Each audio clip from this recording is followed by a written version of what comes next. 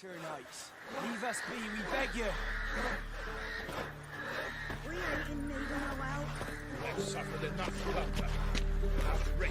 Fear not, for we shall spill only the blood of outlaws. To you we grant liberation.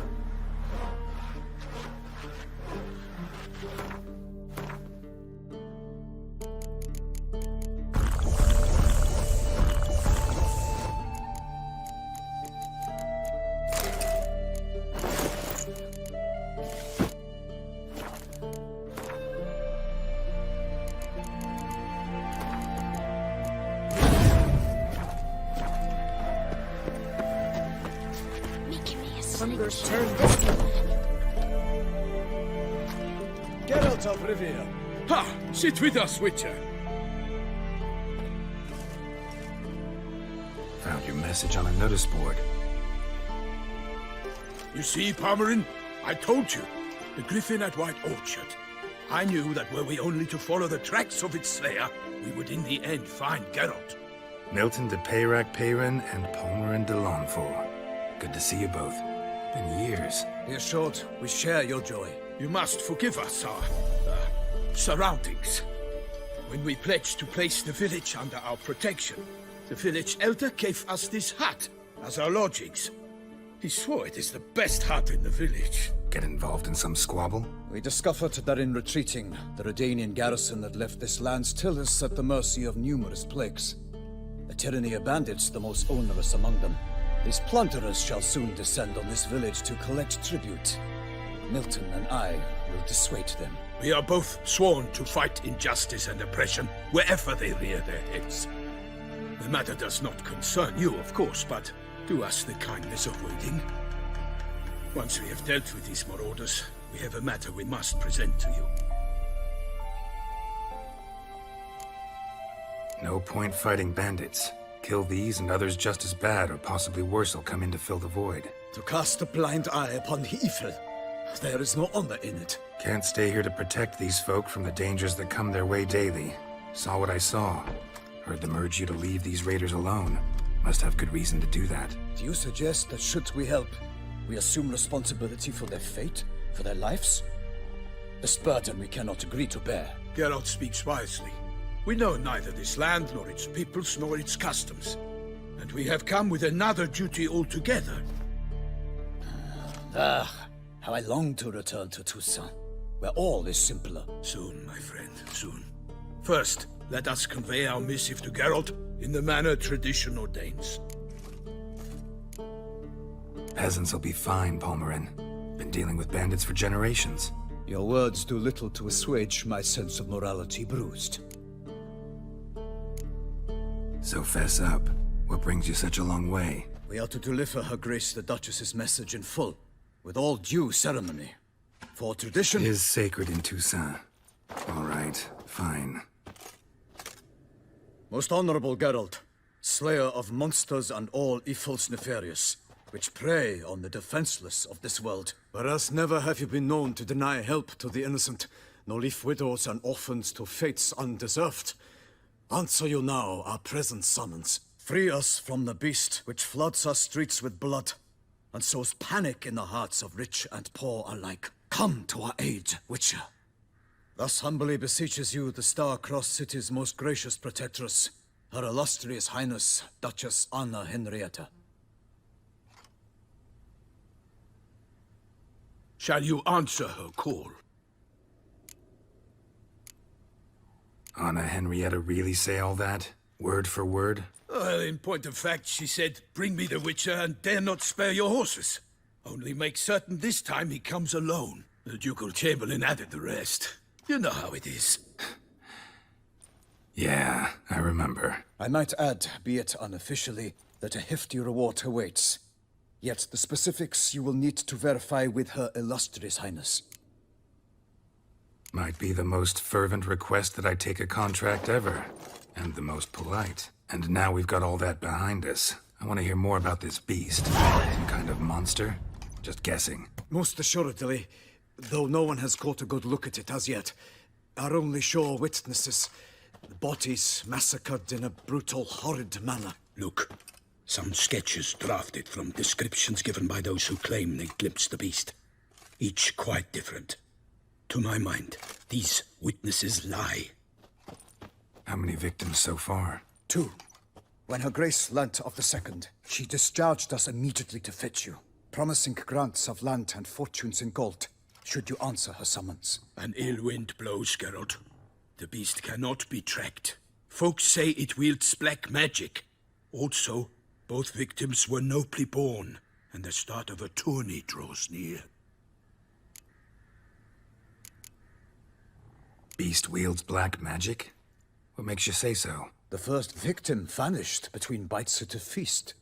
Of the feast-goers, none noticed this. They saw but an open window, then heard desperate cries from the street below, where a corpse had just been found. The second killing, similar. A night in a locked room. Servants all about the house. Guards all around the estate. Yet the beast somehow got him out, dragged him to the town square, and killed him there. No one saw, nor heard a thing. We have no fear of creatures against which sword and shield protect. But of this beast, nothing is known. Save that it cannot be traced, kills effortlessly, and with no rhyme or reason we can discern. Anyone tried to hunt it? Knights errant, for example? Ha! Many have tried. Baiting, waiting in ambush, but to no avail. The beast is clever. It evades all traps and attacks of a sudden. It is like a ghost. An experienced tracker. This is what we need, with knowledge of monsters. In short, we need you. Mentioned a tourney. Why doesn't the Duchess just call it off? Simply, it is too late. The guests have arrived. The best knights of all lands, relatives of the Emperor. The beast could be a threat to others, not just to Her Grace's subjects. Got it. Before an aristocrat dies, at best it's a scandal. At worst, a diplomatic incident. I sometimes think back to all the contracts I've ever taken from sovereigns. Can't name hardly any where I came out ahead. You cannot be thinking to refuse. No. Just struck by a thought. How the Duchess can sometimes be... demanding. So you accept the contract. Excellent! We must set off at once. We long wanted this land searching for you. Yet time is of the essence. Ready to go, soon as you're packed. Then post haste to Toussaint. To Toussaint!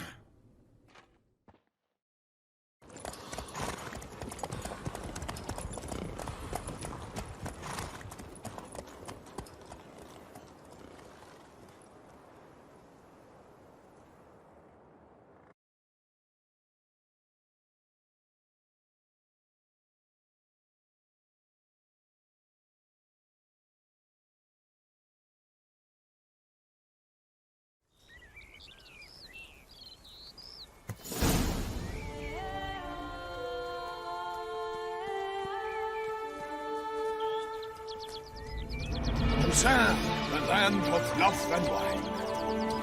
Exactly how I remembered it.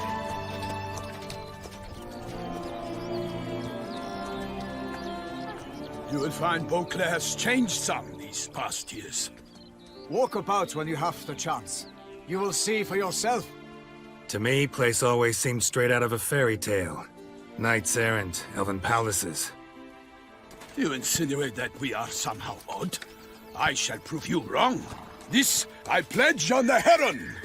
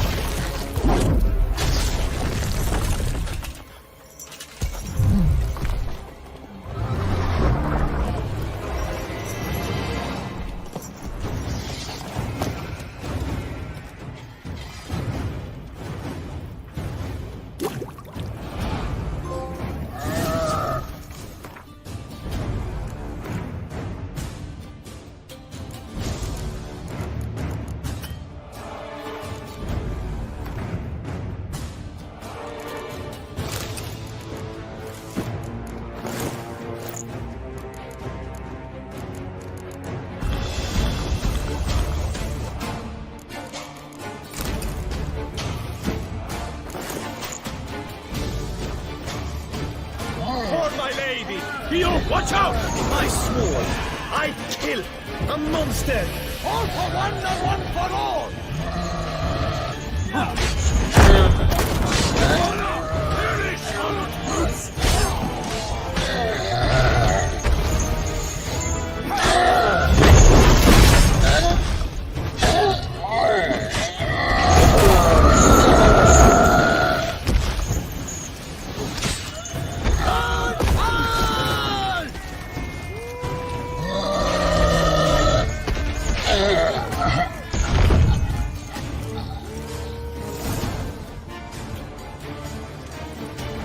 Big beast. Tackling it single-handed? None too wise. Neither is love born of wisdom, Witcher. So, Guillaume, out with it. Which fair damsel inspired you to vow to kill that filth? The most beautiful among them. If he wishes to guard her name a secret, he need not reveal it. You I do not know, sir, nor seem you a knight, yet still I am profoundly grateful, nay, indebted to you for your succor. This trophy, sir, is yours. A giant this close to human settlements? Strange. Well, that was no ordinary giant. His name was Goliath, rumored to have been a knight once, but one who broke his vows. For this, the Lady of the Lake transformed him into a wild giant and banished him into the Gorgon Hills. So he came back down? Why? Several times each year, hunger chased him into the lowlands. Goliath had killed and devoured many shepherds. Guillaume's hunt served a noble cause. At any rate, it's a tale for more agreeable environs. I'll take the trophy. Why not? Could find someone who'll pay to buy it. Put up a good fight against the giant. Got experience battling monsters? None. In Toussaint we mostly chase bandits. But I vowed I'd bring my heart's champion the head of a monstrosity, as the famed Gottfried, known as the Giant Killer, did. You don't mean to hunt the beast, I hope. The matter's best left to Geralt. Another challenge awaits me. Yet if Geralt is to hunt the beast, he ought to know. It struck again. The river surrendered a corpse. It washed up in the meander by the cockatrice. Damien de la Tour's guardsmen are there already, securing the area. Securing the area? Better go there now before they trample any tracks, manhandle any evidence. Set forth, then. I shall ride for the city to inform her gracious magnificence that Geralt has arrived. We'll meet later, near Guillaume's tent at the tourney grounds. I shall take you then to see her grace.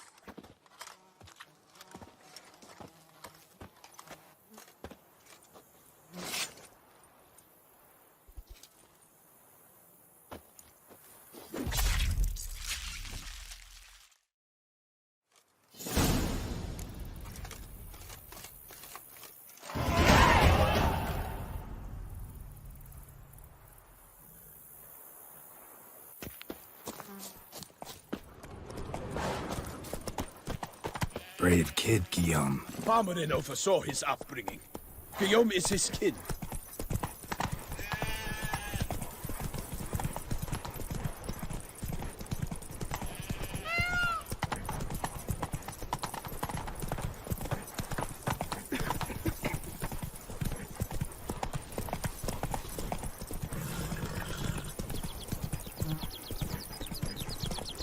Can't get used to the way you knights talk, especially how you switch back and forth between flowery and, well, near normal. We are knights errant, in the service of her gracious magnificence. When we appear in her name or speak on her behalf, we are bound by tradition.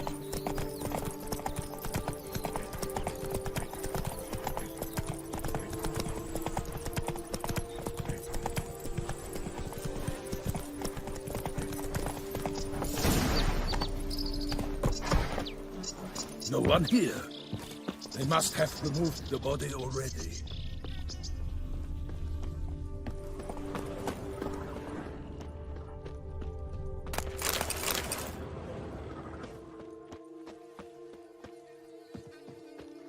Let's look around, make sure they didn't miss anything. Hobnailed boots, multiple sets of prints. Ducal guard, clearly. Let's see where they went. Walked along the shoreline. Perhaps the body lay on the bank. Any Anything taken by the current ends up in these shallows. Yes, the stench is fierce. Got guests. Careful.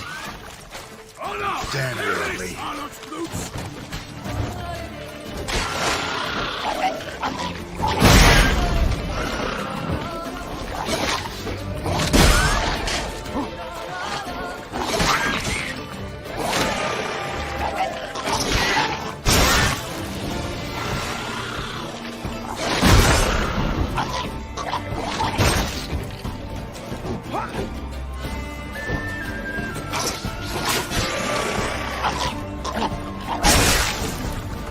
Drawn here by the smell of blood. Let's keep looking.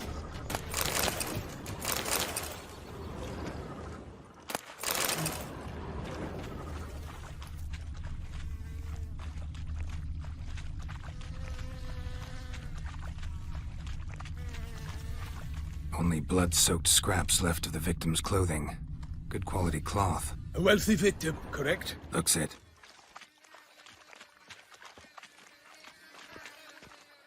Junk that came down the river. We must keep searching.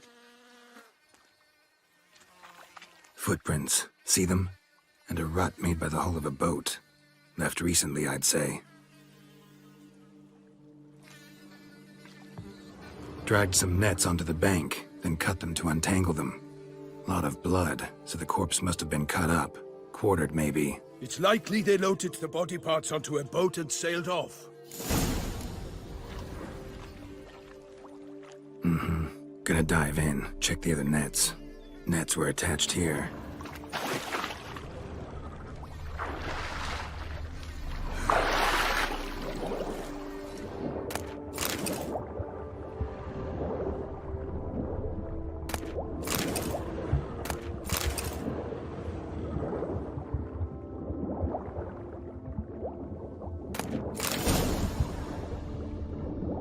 Silk kerchief.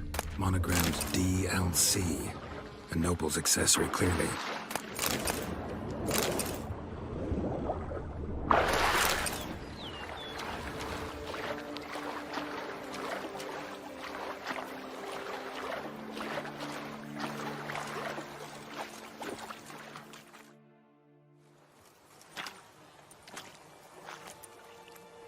What now? This isn't the site of the murder. We know that. Current brought the body here. Corpse got caught in the nets. Guardsmen pulled it out, put it in a boat and took it somewhere. Need to find out where. I'd like to look at the corpse before it starts to decompose. The inn. Its patrons must have seen the guardsmen, which direction they took. We should ask there.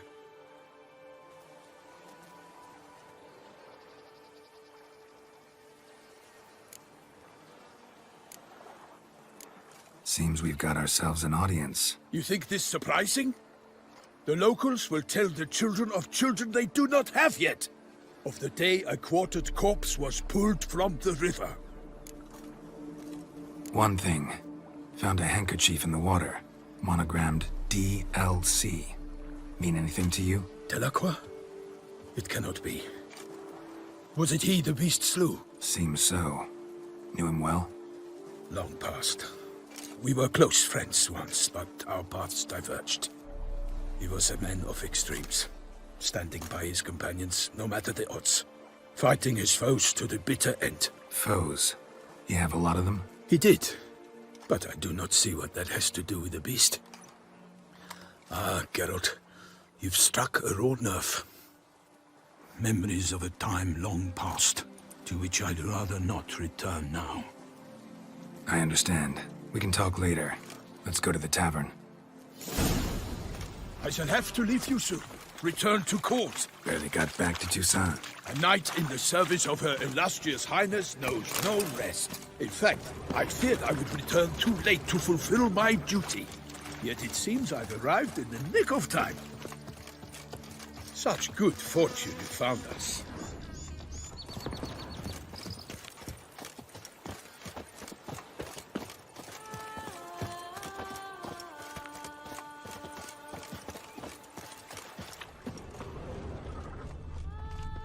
Once you have finished examining the corpse, be sure to report to Anarietta. Anarietta? Her Grace, the Duchess. I forget myself at times. We address each other by our first names in private. Never in Palmerin's presence, however. He finds such familiarity offensive. Don't crowd around. A watering hole for traders, smugglers, boatmen.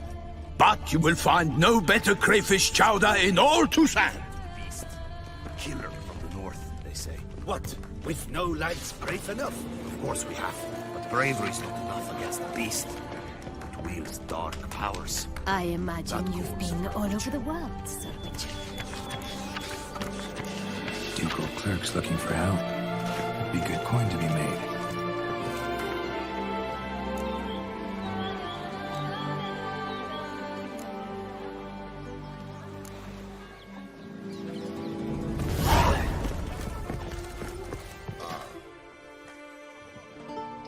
By my troth, could that be the musty scent of fresh pate? Naught else, Sir de Peyrac Peyran. I see time has not dulled your senses. We would be honored if you would join us. Your companion as well. But why do I not detect even a whiff of crayfish chowder? No soup today, on account of there being no crayfish. I reckon you've not heard, but all I caught was a corpse. I awoke at the crack of dawn, as I do each day. But when I looked up, I beheld a blood-red sky. This corpse is precisely why we're here. For the man whom you've invited to join you at the table was summoned from a far-off land by her gracious magnificence. He is tasked with tracking and killing the beast. We invited two men to join us, yet since Sir de Peyrac Peyran in temperament is more akin to hare than hound, I surmise the other is the hunter. With whom do we have the pleasure? Like Milton said, I've come from the north at the Duchess's behest to deal with the beast. Yes, but who are you? A knight? A mercenary? A soldier? Geralt is a witcher, a master of his trade. He has questions for you about the beast's most recent victim. I was the one to find the corpse. The sun had just risen when I awoke, sat straight up in my bed, looked out the window, and beheld a sky red as blood. Ask Geralt, please, or we shall be here till winter. Must have been early in the morning. Went to check your nets and then... I stepped out of my hut and saw... By my troth, to the point, man. You found a body ensnared in your crayfish nets. We know this already. What happened then? Did you see anyone nearby? Did you spy anything noteworthy? Anything at all? Not a soul around, just me. As for noteworthy... well... What did you see? But be warned, if I hear the sky was red again... I saw a head bobbing, eyes bulging, the tongue blew and popped out. Next to it, a hand rocking upon the water. Get a good look at the body parts? They gave me such a fright. I bolted to town, fast as my legs would take me, then returned with guardsmen who told me to keep out of their way. They had a hard haul. The parts were so tangled up in my nets, they were forced to cut them. Need to examine the body. Know where they took it? They ferried it across, then loaded it on a cart and hauled it to a cellar at Corvo Bianco to keep it cool, see? What? Why, Corvo Bianco is Baron Russell's estate. When he learns they've turned his cellar into a morgue, he'll set his hounds on them. While you were gallivanting about the north, his vineyard was auctioned off. Who was that? Woman who just left. Didn't see her before. Didn't notice her walk in either. Doubtless Linnis, the innkeep's daughter. But hold, Geralt, because this is an outrage. Russell's vineyard was auctioned off? Inconceivable. It is no secret the Baron had gambling debts up to his ears. It finally came time to collect. His creditors auctioned off his property. The Ducal Chancellery bought it, in fact. Russell now bunks with his brother in Vicofaro. I told Russell he'd get his comeuppance. How long can one draw on past heroics? His creditors must finally have to find that his promises meant nothing. Such are the times. Today's knights are pale shadows of the heroes of yore. It's true what they say. God sent the beast to punish us for straying from the old paths. So folk think the beast's divine punishment. Knights have turned their backs on the old customs. Where they were defenders of the duchy, they're now defenders of their own tushes. Why, you insolent... Let him talk. The Duchess trades in titles, grants honors to ill-doers. We've strayed from the path of virtue, lost the gods' favor, so the gods sent retribution. Don't listen to that nonsense, Geralt. It's rehashed street preacher codswell. Yes, the rebel rousers have been sprouting up like weeds lately, each offering the same bill of goods.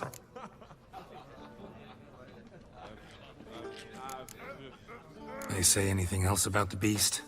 Besides it being a messenger of the gods? The Toussaintois are no fools. They see clearly the beast kills on days honoring patron saints. Picky monster.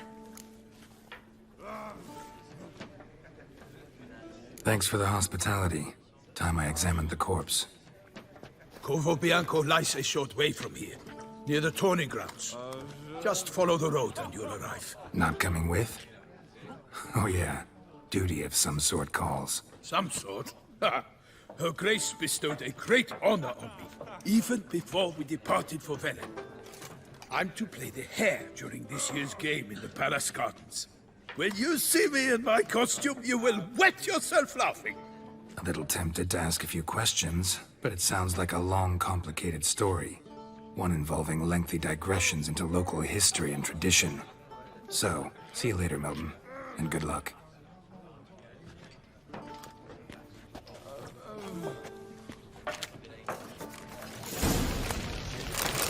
Well, I composed vow pate, I upon the must heron that I shall never again touch a drop of Est. Rosie, however, is...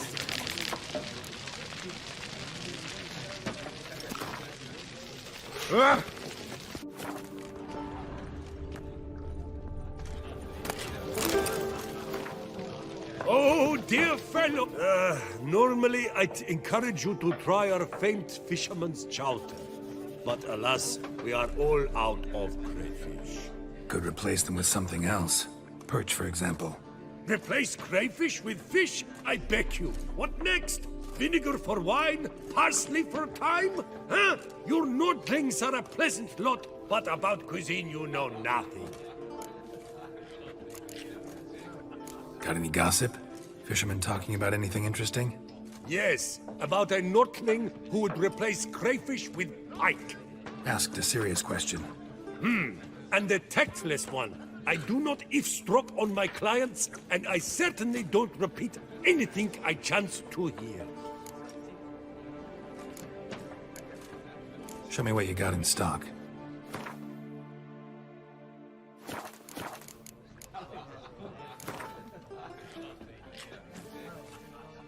Not likely to taste your famous fisherman's chowder, so maybe we could play some Gwent.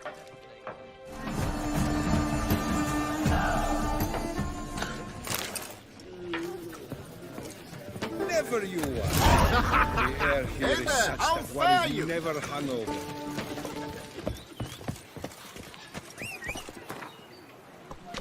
You are famed Geralt of Rivia. Giddy up. How you know? Ah! Hey! You great shit!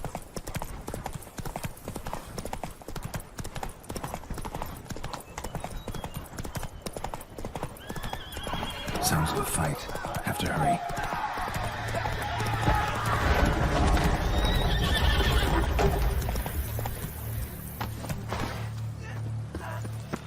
Damn it. Killer must still be here.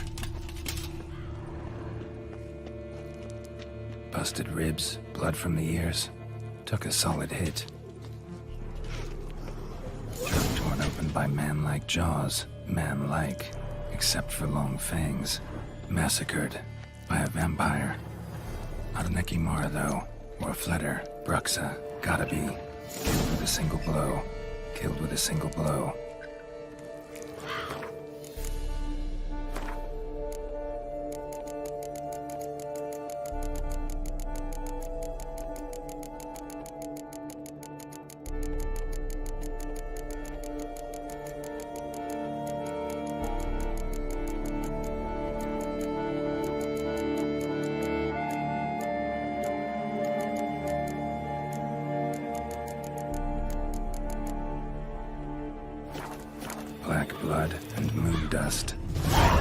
lifesavers.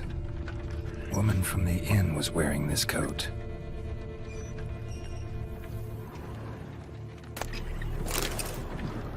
In the cellar, gotta be claw wounds from 5 separate claws, spread of a small human hand.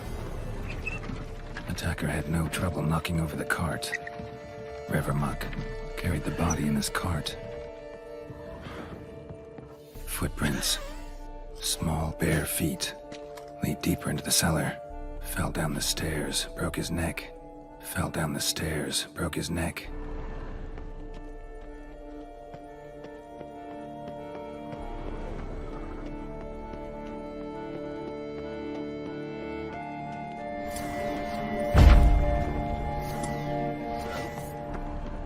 Hurled against the wall with great force. Used this to batter down the grate. Took a lot of strength to batter this down.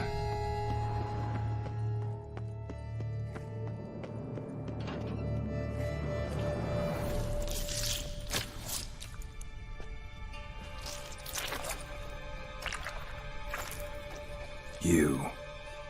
Saw you at the inn. I know what you are. Don't know why you killed these people, though. Clearly wasn't for their blood.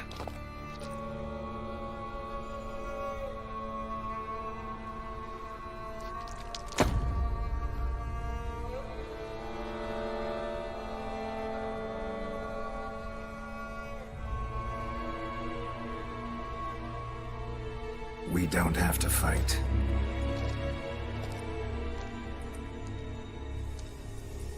You are wrong.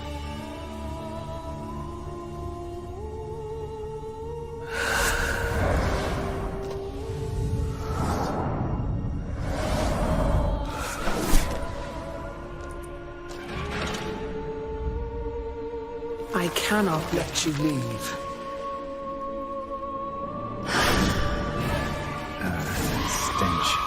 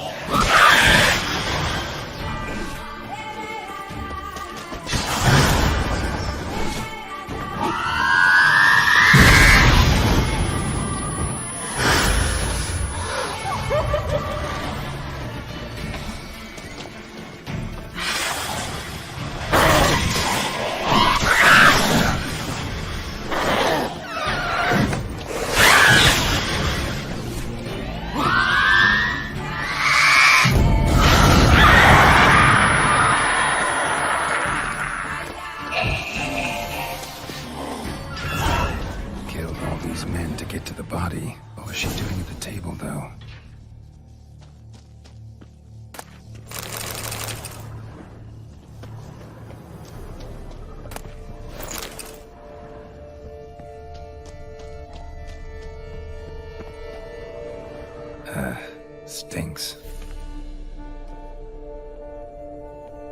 Waterlogged. Both hands amputated. Body was quartered just as I thought.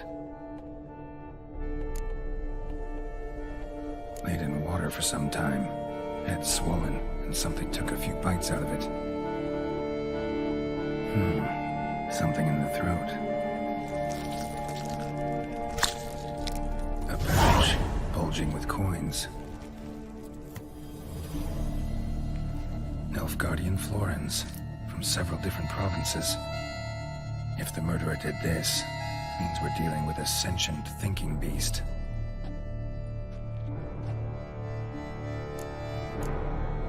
Body was chopped up after death. Blows struck with great force, but bones sliced through, not crushed. Creature that killed him had long claws, sharp as a witcher's blade. First sank its claws into the victim's heart. No Bruxa did this. Third hand. A spare? Except it's clearly not the victim's. Guardsmen must have not noticed it as they picked everything up. How's this possible? Still warm. Blood still flowing. Several monster species can regenerate. Never heard of that happening to their severed limbs, though. Or of their limbs seeming completely alive after so much time.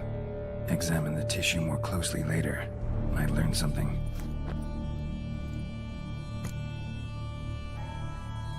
So, murderer was clearly a monster, but not a Bruxa. But then why'd the Bruxa come here for the severed hand? And who does the hand belong to? Why the hell's it still warm? Now, how chopped down the victim's throat? What's the significance? And why was he chopped up into pieces? Lots of questions, no answers so far. Need to know about the other victims. I'll ask Palmerin to get me in to see the Duchess.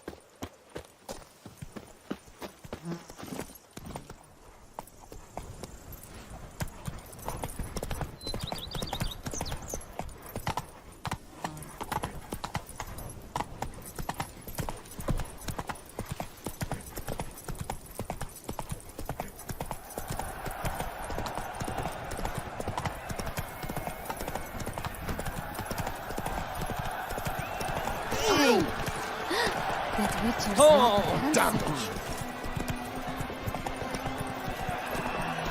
The giant belched forth a roar so horrid. What? Out! Monster!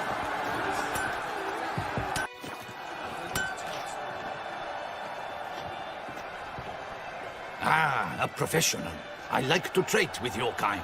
You actually appreciate quality workmanship. What have you got there?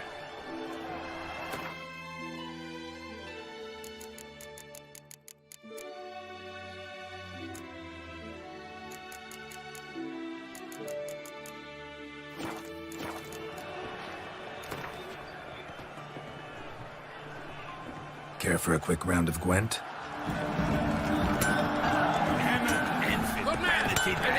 You shoot to a smithy. Promptly.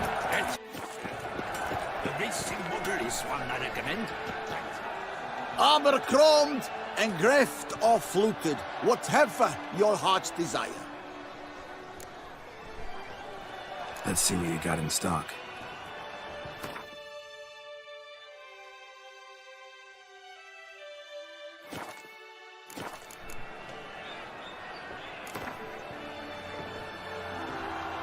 Know you're busy, but you up for a round of Gwent? This is an outrage. People like Douglas. I'm sorry. I should file a complaint. Need to speak to the Duchess, urgently.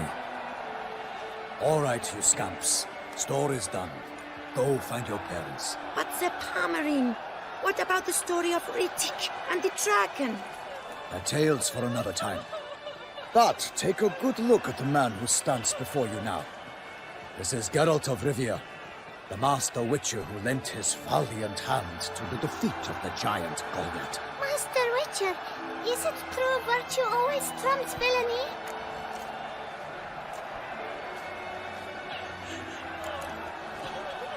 Not always. Could go either way. Sometimes virtue wins, sometimes villainy gets the upper hand. Still worth being good. But why? If it doesn't mean you'll win. Palmerin's story. Think back. A decent man attracts other good folk, makes friends he can count on. A rogue? Well, he can only count on other rogues. And who would you rather have for a friend? A man of virtue? I must agree. Now, that will do for questions. Go find your parents. Her Enlightened Highness has doubtless arrived at the tourney grounds to watch the battle in the arena. If we hurry, we'll be in time to speak with her before the spectacle begins. Lead the way.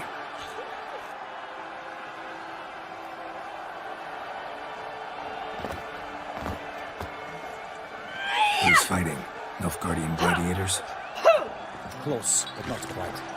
As you will soon see. Someone's gonna fight a Shelmar? With only some bells on its tail to confuse it, slow it down? Whatever is the problem? The beast is a gift from the Emperor, no less.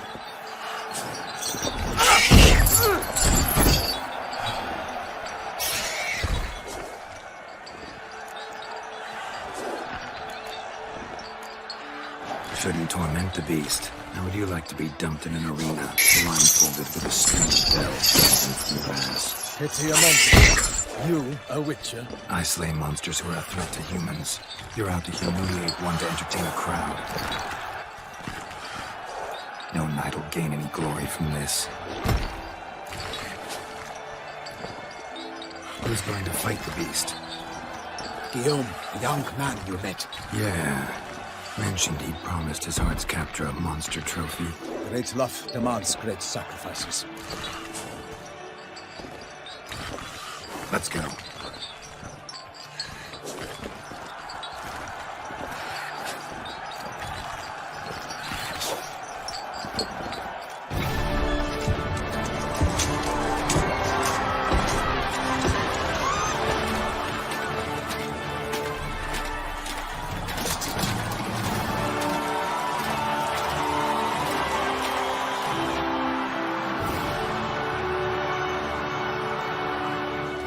I dedicate my imminent victory to fair Lady Vivian.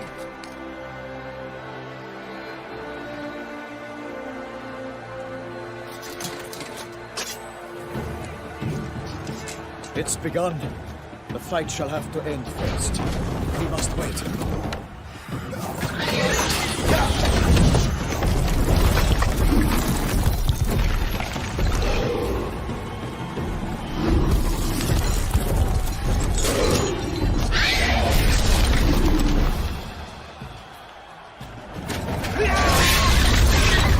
Got a bad feeling about this.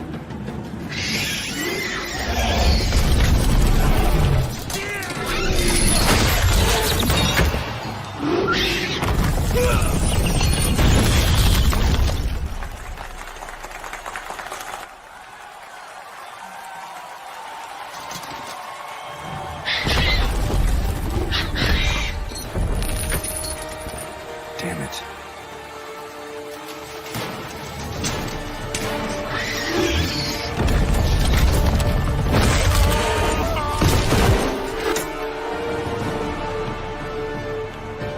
We have to help him.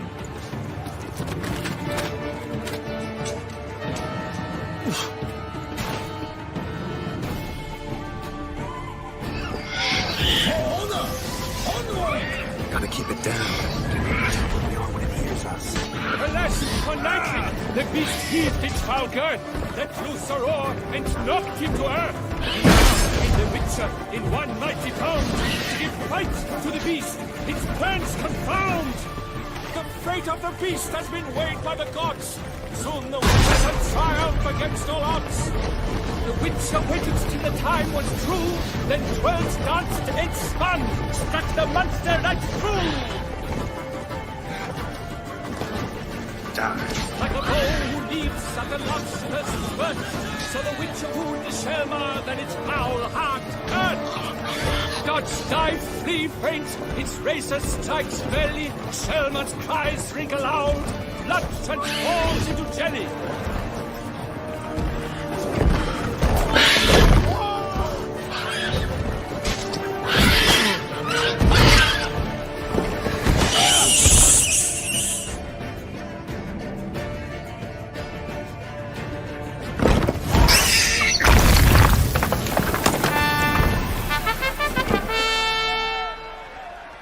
The Shelmar lies defeated by Geralt of Rivia, master of the witchering trade. Behold, as the last gasps of life seep from the beast.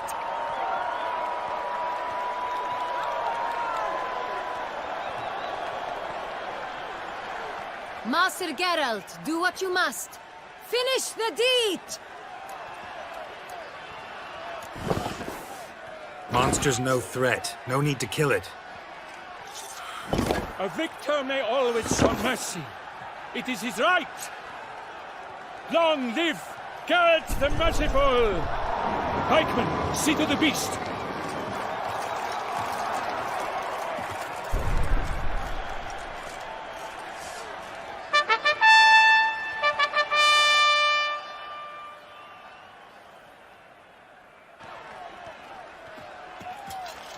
Guillaume. The lad came damned close to dying. I'm fine. Not hurt at all. Vivian? Smile as befits a hero and keep silent. Speech clearly paints you. She approaches.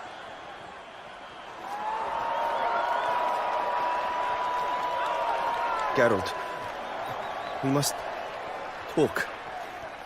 Vivian. You shall talk later, in the medic's tent. Geralt, magnificent, breathtaking. Your Grace. We knew that to summon you was a brilliant idea. We are delighted, ravished to have struck upon it. And I'm truly, honored. See to our young hero. Hop, hop. For we must make off with Geralt. We should talk. We had been long awaiting your arrival. Had nearly lost hope. Then suddenly, that entrance, so spectacular. Your Grace. Shaelmars are dangerous creatures, even to knights in full-plate armor. Nonsense. In Toussaint, knights have battled beasts for mere glory since time immemorial. True. Guillaume suffered a few bumps, scars, and bruises, but in return gained eternal glory as he who slew the monster. What about the crowd? Say the Shaelmar had vaulted into the stands. Would have been a massacre. Geralt, though we value your fortuitous intervention in the arena, we would remind you your services have been retained, and as shall soon become clear, you will be generously compensated for completing another task altogether. Your Grace, my contract. I'd like to discuss it. Naturally, but not here. We shall need Damien. He led the investigation pending your arrival. But wherever could he be? Come, we must find him.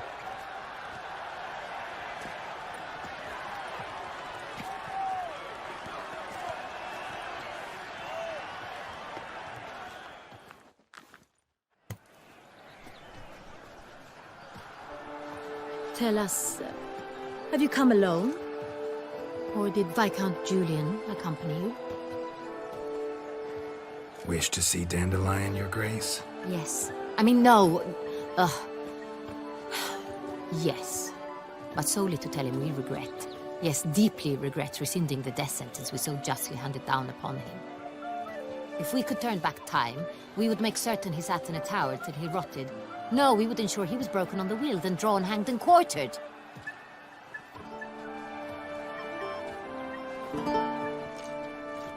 Ah, the very man we would entrust with these tasks. Damien de la Tour, captain of my personal guard. Your Grace, Witcher. Greetings. Sorry to have to tell you, but the guardsman handling the last victim's body... I know already. The creature in the cellar of Corvo Bianco. Was it the beast? No. A Bruxa, a kind of vampire. Not the beast, but tied to it in some way. You know this how? Through careful analysis of the evidence, both on the riverbank and at Corvo Bianco. Do you mean to insinuate the investigation thus far has been sloppy? Geralt insinuates nothing of the sort. We must listen to him attentively. I examined the body of the beast's last victim. Might have found something. Need to analyze it. A quiet place, that's what I could use most right now. And maybe the help of an alchemist or a mage. Also like to hear all you know about the previous victims. Take it Sir de la Tour is my man for that. Firstly, call me Damien, please. Secondly, you should know I spoke against summoning you here. I've heard much about you. You bring trouble, or thus far have, always. And we've enough trouble as it is. Yet we are capable of defeating the beast on our own, without an outsider's help. I've no doubt about it. Damien, We settled the matter of the Witcher's employ some time past. Definitively. Since you have broached it nonetheless, let us discuss Geralt's pay. Are the legends true? Do Witchers usually demand that which you find at home, yet did not expect? Not quite, Your Grace. Law of surprise, it's something we invoke at times, but rarely. Usually we just take gold. Disappointing. This law sounds rather romantic. On the other hand, on returning to the palace, we would likely find impatient petitioners or a set of sample fabrics for a new dress. Poor rewards, both. I fear you'd not have much use for any of the surprises we are likely to come upon. Thus, we've decided you shall receive the deed to a vineyard, Corvo Bianco, and a sum of coin. You will doubtless consider this adequate. Title to the vineyard shall be given to you at once. Surely you'll need lodgings while you hunt. The coin, however, will be yours only once you have slain the beast. Lovely, generous gesture, Your Grace. Corvo Bianco. Isn't it the Duchy's temporary morgue? Is it now? The Chancellery's bungled things again, we fear. Not to be left unsupervised for one instant. Yet, in its mood, a morgue should present minimal problems to a Witcher. What's more, nothing enhances a wine's reputation better than a grim legend. Thank you, Your Grace. I accept the contract, of course. But as I said before, I'll need some information. How'd it start? Who was the first victim? Crespi was the first to die. He was famed once for his many glorious tournament victories. Then he grew old, hung up his sword, and took to winemaking. Crespi was not loved by the wine merchants. He was ruthless in business and thought to cheat many a time. He asked us for a dispensation from all court ceremonies. We did not grant it. We could not. Once you've taken the oath of a knight, you remain a knight till death. How'd he die? Where'd they find the body? Quite unusual, the circumstance. He was at a feast when suddenly one of his fellow feastgoers noticed he was missing. The town watch found him an hour later. On his hands and knees, propped against the town pillory, his sword hanging from his neck. He had died of wounds inflicted with claws, not a weapon. Blows of great force. So he died suddenly, but the body was on its knees, meaning someone posed it. So it seems. Second murder. Tell me what you know. In the city there are certain nooks. No one reasonable ventures there after dark. Ramon Dulac's corpse was found in one such place. With the first murder, terror gripped the city. Its inhabitants grew wary, kept to safe areas. Consequently, news of the second victim came to us from a group of concerned cut-purses. Criminals fear the beast? Telling in a way. Take it you've excluded the possibility that Ramon died at the hands of these bandits. Do you believe me an amateur? Not hands, but claws killed Ramon Dulac. The wound was deep, clean. His body was found in a gutter, dressed in nightshirt and cap, a pillow placed under his head, and his sword replaced by a bed warmer. Ramon Dulac, a knight who but a dozen years past was an advisor to our father, the Duke. Someone went to a lot of trouble to make him look ridiculous. Maybe revenge was the motive. It's not out of the question. Dulac had shady dealings with the criminal underworld, but no one ever came forth with concrete proof of any misdoings. So, first two victims were knights, best years behind them. The same could be said of the third. Sir Delacroix was wont to claim that in modern times knights face new challenges, enterprise being the latest addition to the chivalric virtues. He made a veritable fortune in the grain trade. Palmerin even nicknamed him Sir de la Stinch. Found a coin pouch on his body. Contained florins dating from various times, hailing from different provinces of the Empire. Delacroix loved coin, true, but had no patience for numismatics. Lots of similarities between the victims. All the bodies were found in strange places under extraordinary circumstances.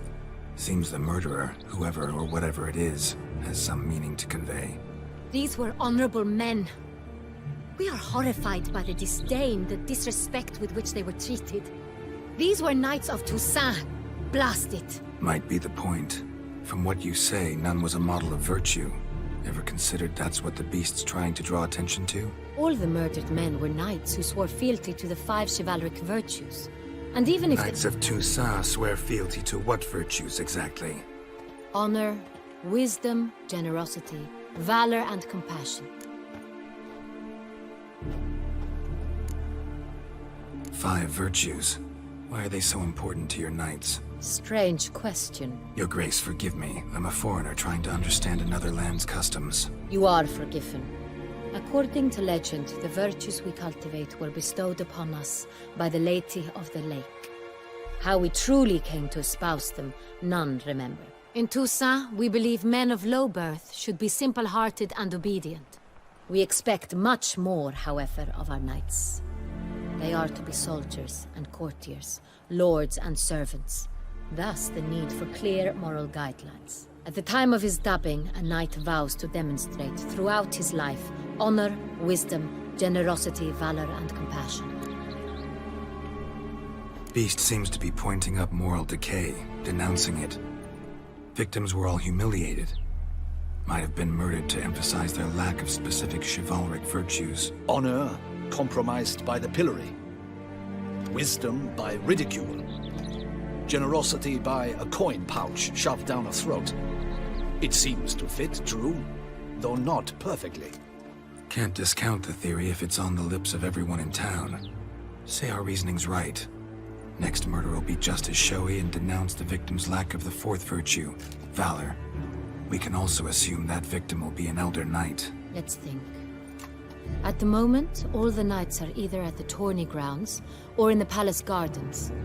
Our annual hare hunt shall begin there shortly. Have you heard of the custom? Milton mentioned something. Seemed excited to prance around in a bunny costume. Not sure why. Hang on. Strange circumstances. A knight advanced in years. The famed cowardice of rabbits. Could it be that simple? Is Milton the Peyrac Peyren the next victim? Milton also knew Delacroix. Told me so down by the river. Damien! To miss something so obvious. The Peyrac Peyren, Crespi, Delacroix, and Delac formed a knightly team. It was years ago, but... They were a team? They were close friends, tightly knit, and as such earned the trust of our father, the Duke. We often witnessed him turn to them with delicate matters. Later, their paths diverged. Unlikely to be a coincidence. Beast must know it too. It's a lead, I'm sure. Your Grace, we need to find Milton, immediately. Rather problematic. You see, the garden entertainments are due to start, and he's disguised as the hare, hiding somewhere, waiting for some tipsy courtiers to find him. The hare's hiding place is a carefully guarded secret. We must call off the game, at once. First and foremost, we must remain calm. Damien, order the garden searched immediately, but discreetly. By no means can we disrupt the festivities. Panic will only incite the beast to strike sooner. And you, Witcher, follow me. My gardens, my night, I shall take the fall. A murder is out of the question. I will not allow it. Not near my palace. Horses? Ready our horses!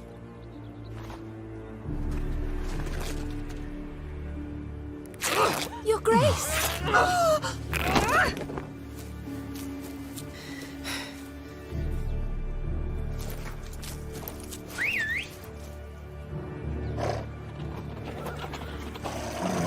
What the hell? Why, I should... Your Highness, Mind it doesn't get wrinkled.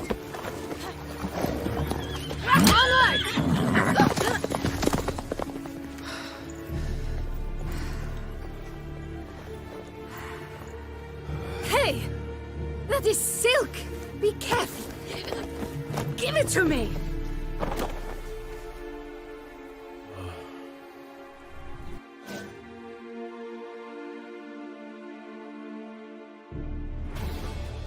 Come on.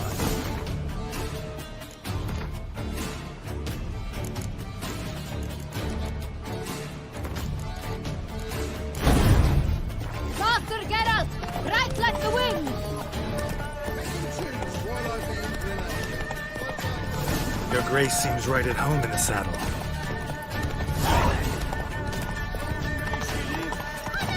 This way! Through town! Try not to lose your way! Sharp right! Take care! Good!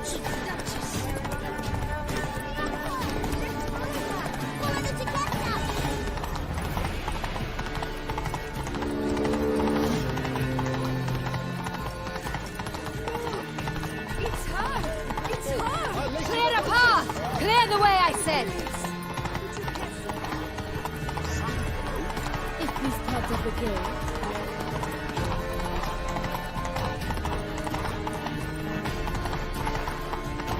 It's here! Just round the corner! Hurry! We must go to where the game is being held. The participants must find a unicorn's horn, a golden fish, and a phoenix egg. With these in hand, they can deduce where the hare, Milton, hides. Mean we need to find those things too? We've no other option. But time is of the essence, so we shall have to break the rules.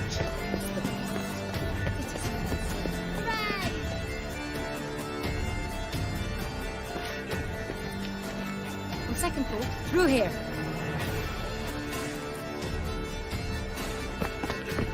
I shall show you where the hunt plays out. Then we will split up. You will get hold of the unicorn horn and the golden fish, while I nab the phoenix egg. That will be quickest. The unicorn. How do I catch it? It's terribly skittish, true, but I'm sure you will find a way to earn its trust. It runs around over there, look. Golden fish. Do I need a rod or a net? Please. It's not a real fish.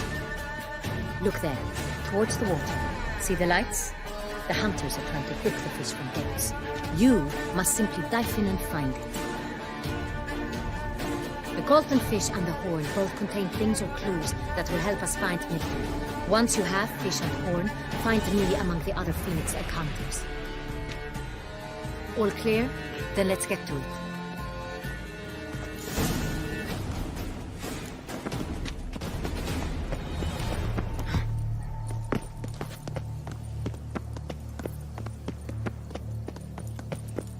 Fiorano of the 1290 vintage. I do encourage you to trade. All is in order! If one were to call a state courageous or cowardly, what other part of the state would one have in mind?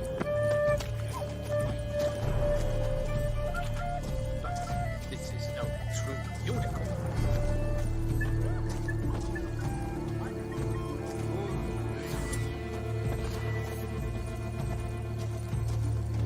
Your Highness, it's an honor.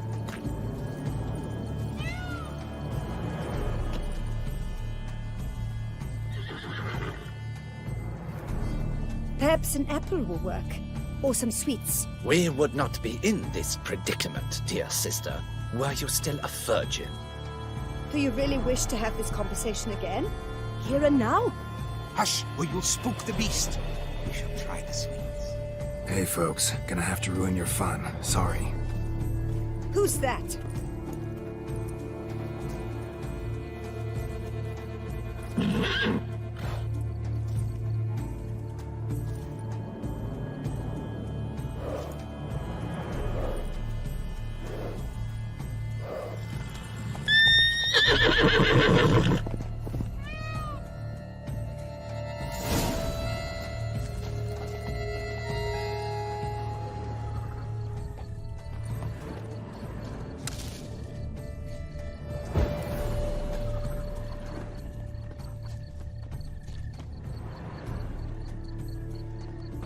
Roach likes carrots. The unicorn will too. This is an outrage. An outrage, I tell you. It's against the rules. Think unicorns. Rainbows, little girls, sweets maybe?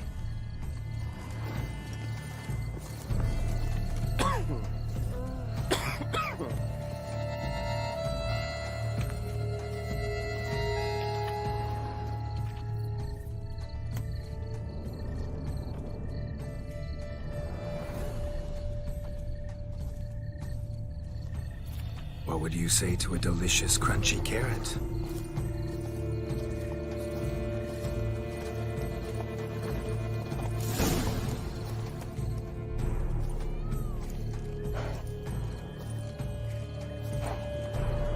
Easy.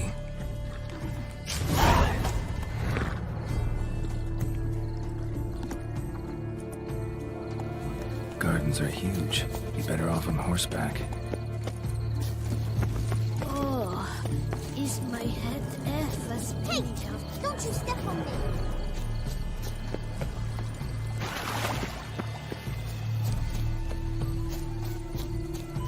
Golden fish should be easy to spot once I'm under. What the blazes? Did someone just dive in the water? Perhaps that's the way to do it. Sure, if you're a peasant.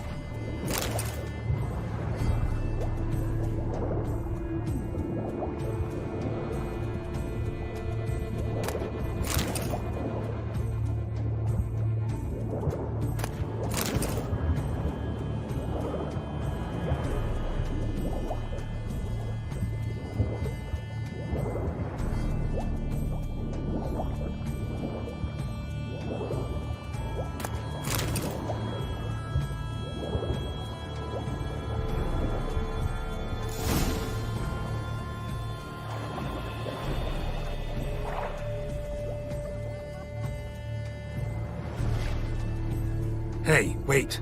Stop. It's important.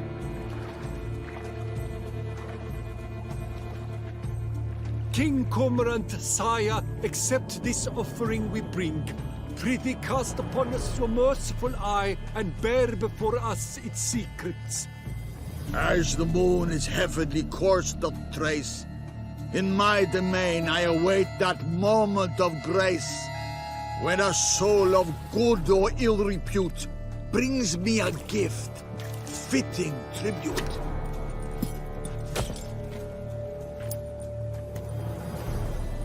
A key. Why, you bum-botched wretch! He's ruined the game! Disgraceful! But you're brave. Ow! No buts. If you please, Your Grace. We do not please. We act out of the highest necessity. All shall be explained later. But it's against the rules. I am the rules.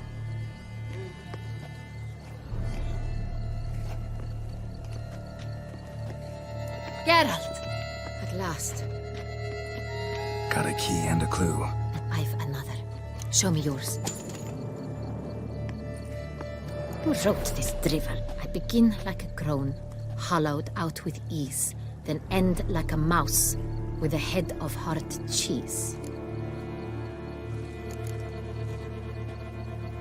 Let's see. Grown. With ease gives us green, right? And mouse with the head of hard cheese. Greenhouse? You're a genius. Several greenhouses in the gardens, indeed, but only one locks, the key to which looks just like the one we found. Greenhouse. Let's go.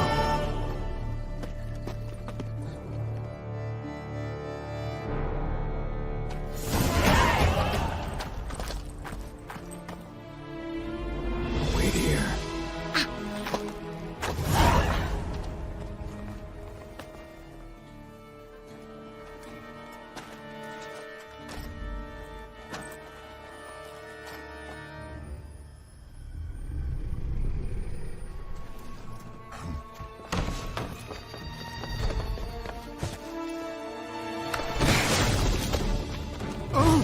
What the butch?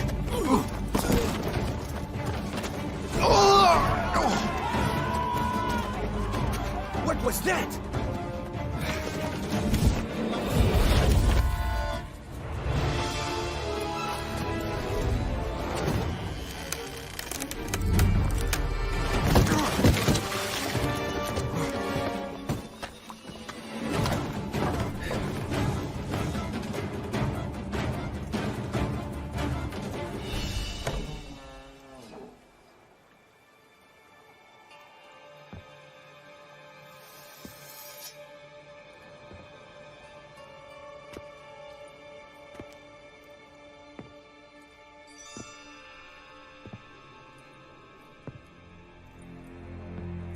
I'm here.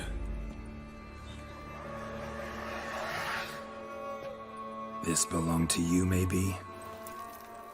It did, but you may keep it. I've a new one. I do not know you. I've done you no harm. Yet first you butchered a Bruxer who was dear to me. Now you pursue me. Why? You've killed 4 innocent people, at least. And you? How many innocents have you cut down? Not here to talk about me. Yet that is exactly what we are doing. So, did they send you after me? Who are they? What do you mean, they? Duchess hired me. You've been murdering her subjects.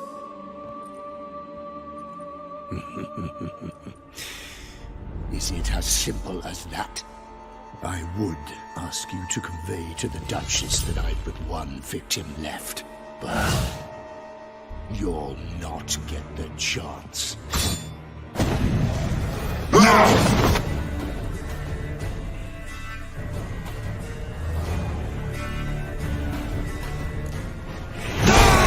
I won't let you kill again.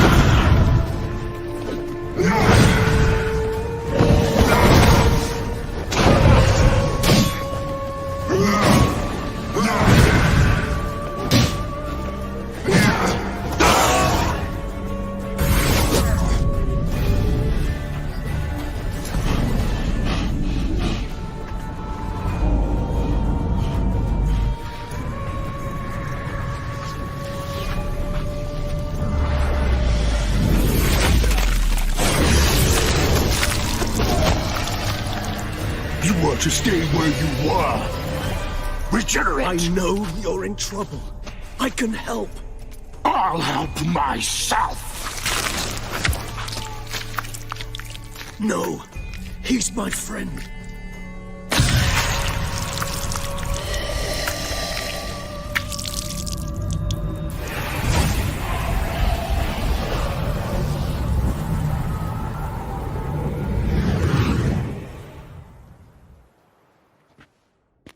Yes, Geralt, it's me. Regis? You alright? All is well. All's in order. Wounds such as these heal on vampires in moments. But we've not seen one another in ages, my friend. At least in human terms, that is. How's this even possible? Last I saw you... I was a bubbling, shapeless smear, having been rather spectacularly melted into a column of a certain castle. In somewhat better shape now, as you can see. Hardly peak form, mind you, but were I human, folk would think me a demigod, I dare say. I'm sorry. What happened? It was my fault. Never got a chance to apologize. No need, Geralt. Bygones. I did not have to join you on that expedition. No one twisted my arm. Miraculous regeneration. How do you manage it? I had help. From the one you hunt. Him? How? And what have you been doing all these years? Not the time nor place for such stories. I suspect we'll get a chance to speak at ease and at length later. Now, however, we must deal with the reason that brought us both here.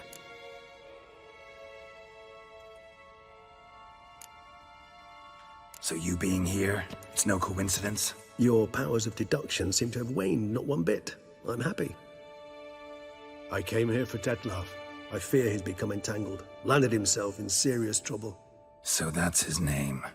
He's your friend? You might call it that. Though Detlef is... how would you humans put it? More bestial than I am. But not to worry. I'm working on him. Haven't exactly done a great job with that. He's killed one knight since I got here. At least 3 others before I arrived. For good reason, I'm sure. Understand. Detlef is not some decadent shit who kills for sport, or to assuage a dryness of throat or a dullness of mood.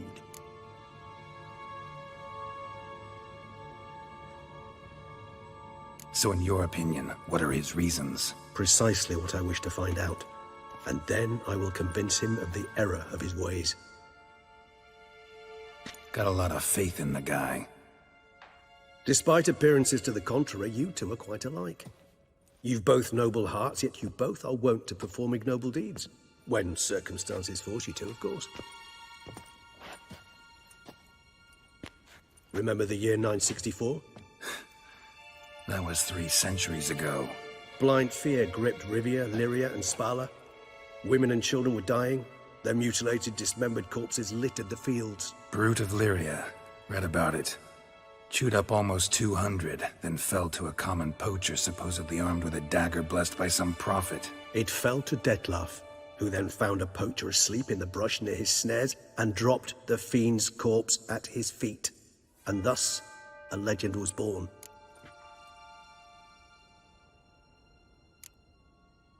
Awfully good of him. But do I need to know this? Yes. So you'll understand Detlaf is no cold-blooded killer. I believe he's landed in some mess and he sees no way out. What makes you say that? Vilgefortz melted my body. Detlaf found what was left. As per our codex, he had a choice. To leave me where I was, or to care for me and nurture my remains. He chose the latter. Regenerated me at no small expense in his own blood. Do you know what that means to a vampire? The gravity of the endeavor? Probably same thing it means to a human. You owe him your life. Much more than that. The act itself made us blood brethren. A bond so strong humans cannot even imagine. Which is why I know something ill is afoot. Always had an overdeveloped sense of empathy. Each vampire has a unique talent. One they hone over centuries. It's precisely what renders us so difficult to classify. Detlaf's trump card is his herd instinct. His tribal propensity. In point of fact, he prefers the company of lesser vampires and shuns that of humans. If he walks among you, killing egregiously, it can only mean something's upset him. Immensely. Anything specific? Some set of things that'd be likely to set him off? How should I say this? Detlaf doesn't understand men, their world, its rules, its conventions. He's naive in a sense. He doesn't comprehend your games, knows not what it means to lie, deceive. Suggesting he's maladjusted and venting his rage. I'm suggesting maladjustment can at times breed conflict. But is it the case this time? I cannot say, but intend to find out. Gotta find him before something upsets him even more and all Beauclair is awash with blood. Well, we share a cause then, just like the old days. Not entirely. I mean, when I find him, you know. I know you've a contract on his head. Yet your true task is to stop the beast killing, not necessarily to kill the beast, am I right? All in all, sure. Let us find him. By the time we do, I hope I'll have convinced you Detlaf is no monster. Fine, all right already. But for now, evidence is stacking up against him. Hear that? The posse. Knights must have tracked me here. I'd prefer they not find me here. I've makeshift quarters at Mère Lachaise Long Cemetery. We'll meet there. See you.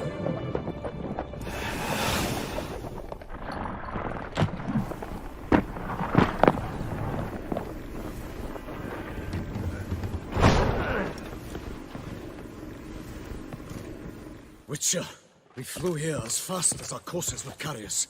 Yet I fear we're late all the same. Pray, where is the beast? Still investigating. About to inspect this site. Withdraw your men before they trample all over the evidence. Sirs, we must let the Witcher do his work. Milton's murder cannot go unavenged.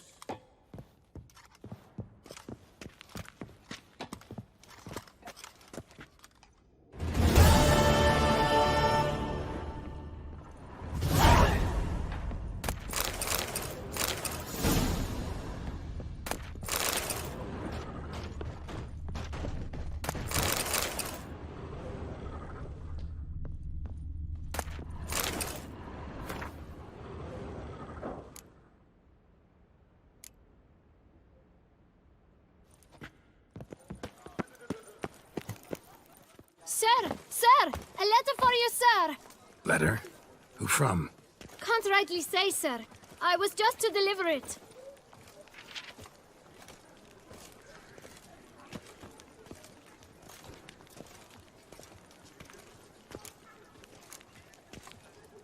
Here. And thanks. No, sir. Thank you. And I truly hope I'll be of service again.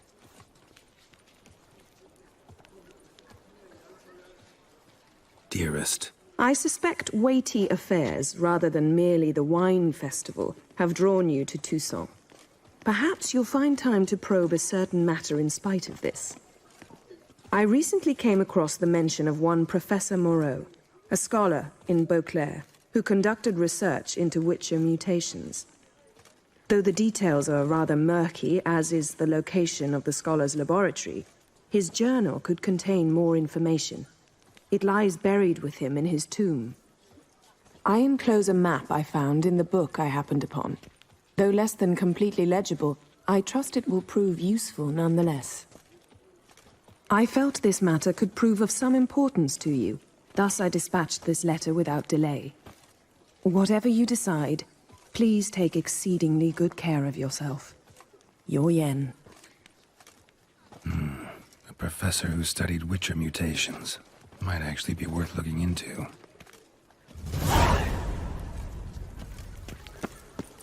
Nice tune.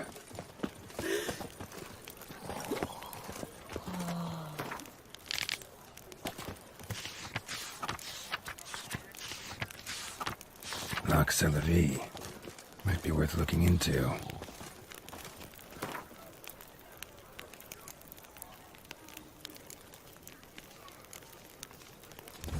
It's an escort. Not something I do often, but might be worth investigating. One for an army, and two more up her fanny!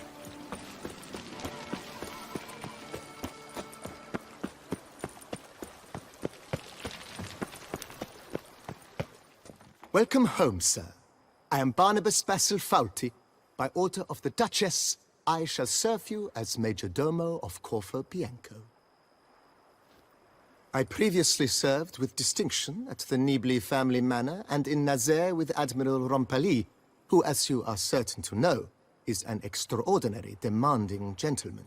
Whoa, Barnabas Basil. One thing you ought to know. I'm not your typical landed gentleman. Truth be told, this is the first real property I've ever owned. Oh, in that case, you must leave it all to me. I shall organize, see to everything, and whip the house into order. I dare say this place will soon be the most prosperous vineyard around. Great. Can already see I'm in good hands. Vineyard comes across as a place with a rich history. Know who owned it before me? Baron Rossel, who went bankrupt, forcing him to sell the estate to the Duchess. The Baron, in turn, had purchased it from Monsieur Bolius of the Headsman, a truly colorful man of Ketweni origin. He was actually a headsman? No, not him, but his great-great-great-great-grandfather. Indeed. Apparently, he was a common cut-purse who somehow secured for himself the post of ducal headsman in Beauclair. Went about his work with an exceptional penchant. They say he chopped off more heads than there are grapevines in the ducal vineyards. He never hesitated, not once. Never sliced unevenly, never botched a job. For his exemplary service, the Duke granted him a title and this estate. Monsieur Bolius, on the other hand, was an engineer in his younger years. Once retired, he settled here and took to producing wine. Sadly, misfortune struck and he lost his sense first of smell, then of taste. Additionally, he could not drink alcohol. His medic forbade it. Shame that. He gave up making wine? Not at all. He made even more of it. Began throwing wild balls to which he'd invite friends from far and wide in order to treat them to his wine and delight in the fact that at least someone could enjoy it. It's the sort of man he was, Monsieur Bolius. Mind giving me a little tour de Corvo Bianco? Not in the least. Follow me, please. I think it would be practical to begin on the hill.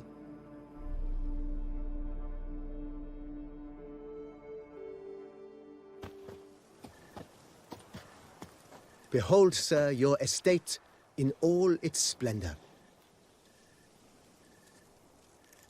Pretty vast. Indeed. And now, sir, allow me to show you a handful of interesting details. Follow me, please.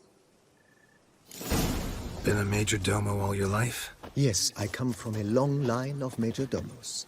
My father was a major domo, as was my grandfather before him, as was my great-aunt.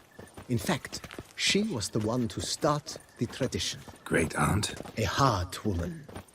It is said that already as a child, she knew where she was going and went there. When she arrived in Beauclair, she signed on as a chambermaid at one of the vineyards, then slowly worked her way up to major domo.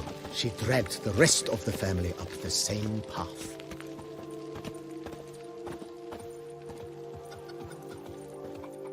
The servants' quarters. I occupy the green home. With the Duchess's permission, I have hired a full staff. Their salaries to be paid from the ducal treasury. Nice of her. Not the most sightly part of the estate, I admit. But I think it's worthwhile for you as master of the domain to know where the help stays.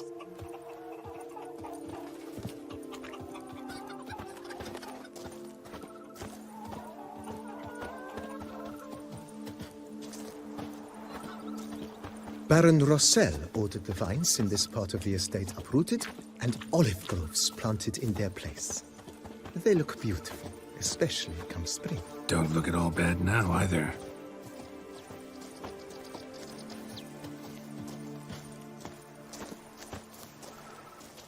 Down below lies your vineyard, where we grow a strain of Carfanere, one of the world's oldest. Aged in oak barrels, it provides for an exquisite wine with distinct blackberry, wild cherry, plum, and cinnamon notes. Marvelous. Have to try it one of these days. Follow me, please. Follow me, please. Nice well. Picturesque. Yes, though it ran dry long ago. During the raucous feasts Master Bolius held, he would order it filled with wine. There's a tale about a guest attending a Bolius ball for the first time and thus unaware of the custom. He had suffered great heartbreak and had decided to end his life by jumping into the well. The festivities were coming to a close, and the well was nearly empty when the suicidal guest finally jumped. Instead of killing himself, he merely broke his legs. To numb the pain, he drank the wine. Drank himself to death? Not at all. When found the next day, he had concluded he'd witnessed twin miracles. The water had been changed into wine, and he had survived.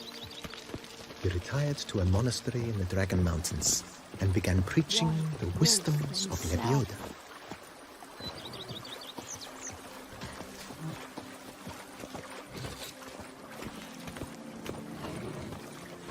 Monsieur Bolius' wife Nina kept a garden here. A supremely lovely place it was. Bit neglected now. I agree. Yet nothing stands in the way of restoring it to its former glory, and once again planting it with herbs and other vegetation.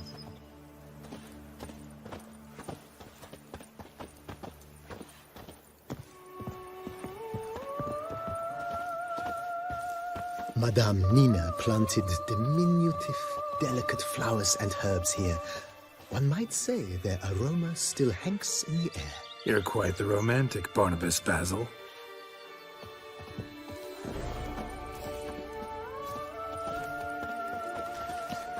But a few drops of wine, and lo and behold, is he better?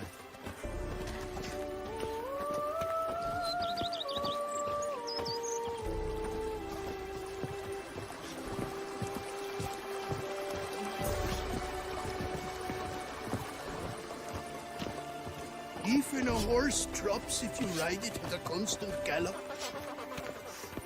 This served as an additional wine cellar in years of plentiful harvests. Bit of work and it'll make a fine stable for Roach. I once had a girl, should I say, she once had me. The cellars, voila. During Monsieur Bolis's time, wine was kept here, but Baron Rossel used it to store olive oil as well. I took the liberty of cleaning up the mess, which I made while fighting the Bruxa. Thanks, Barnabas Basil. Appreciate it.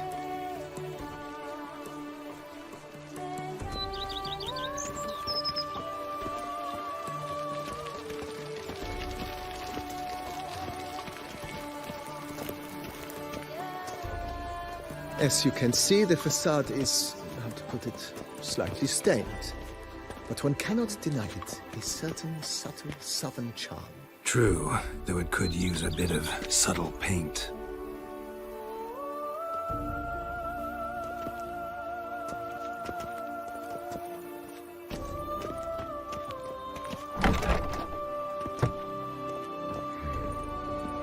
And welcome inside. On the left is the master bedroom. On the right, the dining hall and kitchen. Upstairs, you shall find the guest room, currently used for storage. Not a bad idea. At the moment, the house is only minimally furnished. Yet I believe we will, together, devise some innovative arrangements. A few paintings, for instance, would breathe new life into the abode immediately. With that, sir, you've seen the full lay of the land. Corvo Bianco is a beautiful estate. One must admit, time has taken its toll. Forgive me for being forward, but if you were to choose to invest a small sum towards its beautification, consider me at your service on the matter. Think I'll take you up on that. Be sure to come and see you if I decide to do any remodeling. Mentioned the place could stand to be spruced up. Oh, most decidedly, sir. The question is where you would like to begin this rejuvenation.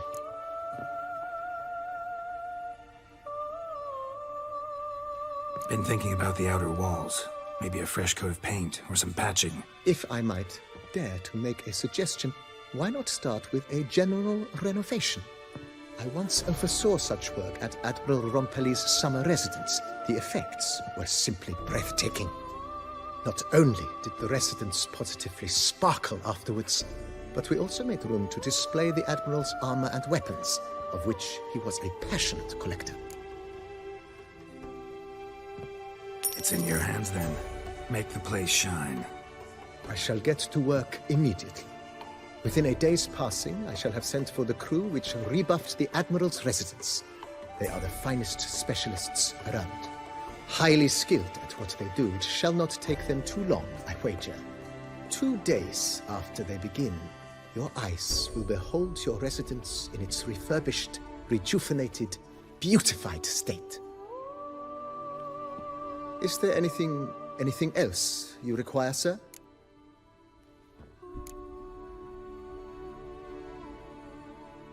Got these spacious grounds. But maybe it's time to make them more, useful. Oh, yes. We certainly should. The way I see things, given your trade, sir, you would be wise to put in a grindstone and an armorer's table. A good way to start things off, don't you think?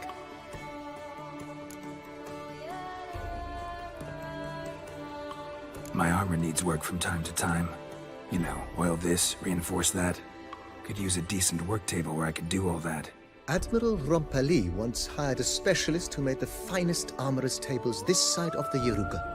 I will contact him at once. Good.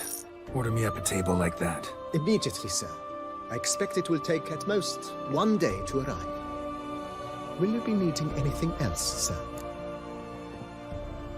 In my trade, my blades get dull pretty quick. Could use a grindstone, professional grade. Of course. No one would consider that an unnecessary extravagance, I would wager. Then send out for one, please. A high-quality stone to be set up in the yard. Of course. I shall send a runner to town at once. I believe you shall be grinding to your heart's content by tomorrow. Will you be needing anything else, sir? Know what? Changed my mind. Not in the mood to talk about redecoration today. but I wanted to ask you something else. I shall be glad to answer your every question, sir.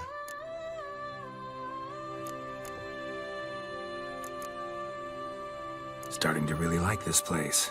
Maybe we should keep going, refurbish some more. What do you think, BB? I agree. Yet I would urge you to hold off on further construction until the ongoing work is done. Juggling can be a challenging art. It's best not to undertake too much at once. Thanks. Gotta get back to my business now. See you soon.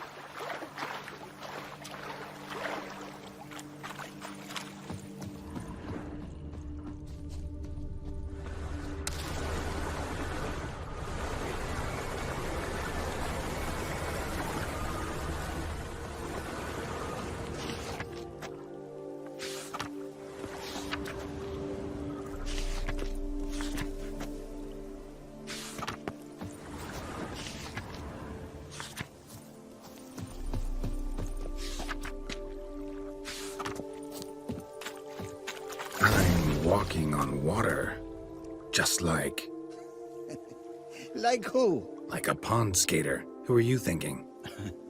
No matter. I suppose you thought nothing else in life could surprise you, eh? Wrong.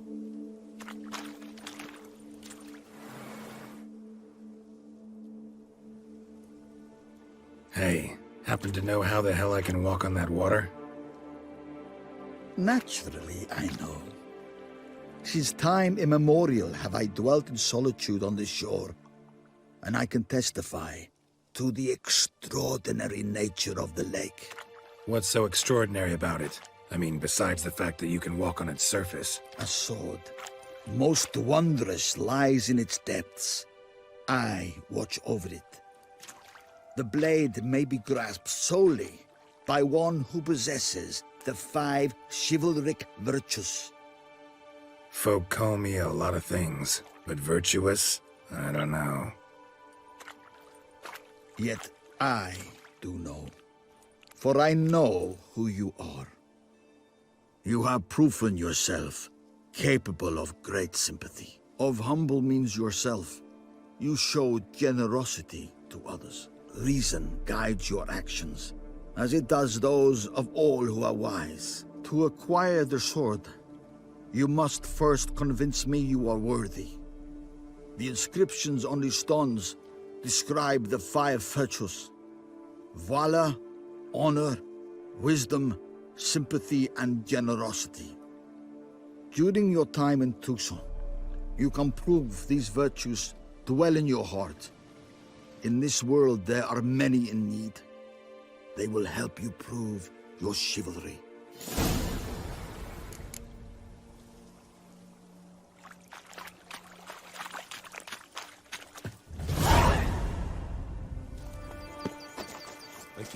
Heard you calling. Wanted to talk? I did, for we're neck-deep in trouble.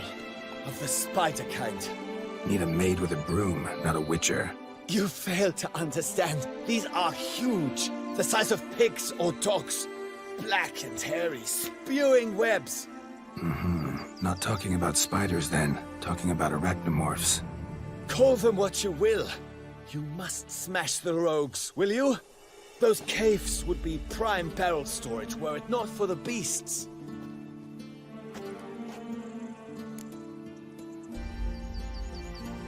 Arachnomorphs don't look much like bunnies, but they sure breed like them. Best nip the problem in the bud. I'll look into it.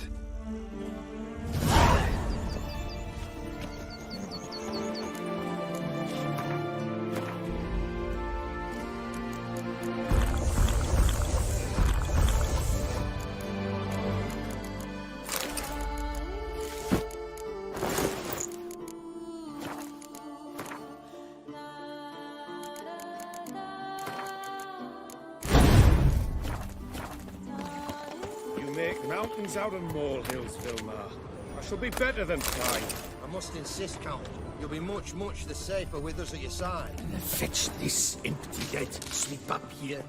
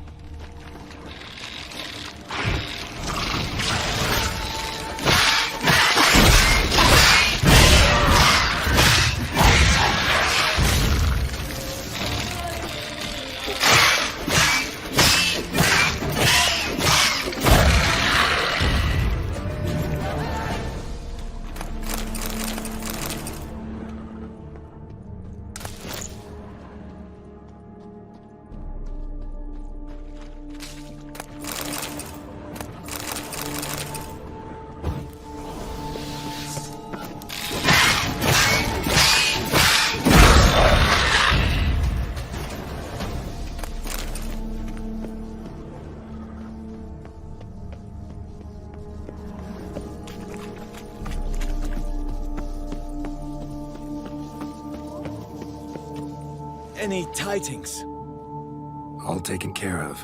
Went inside and cleaned up. Thank the gods! And you too, of course.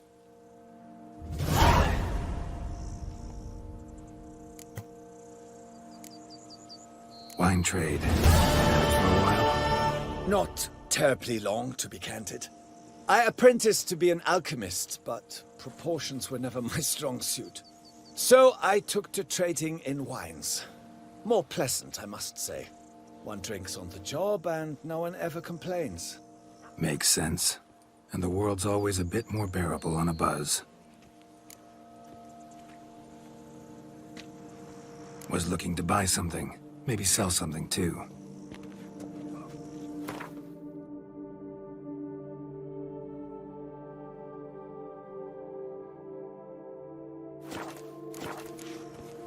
Time I got back on the path. So long. Not even a draft horse will talk without Watch it all.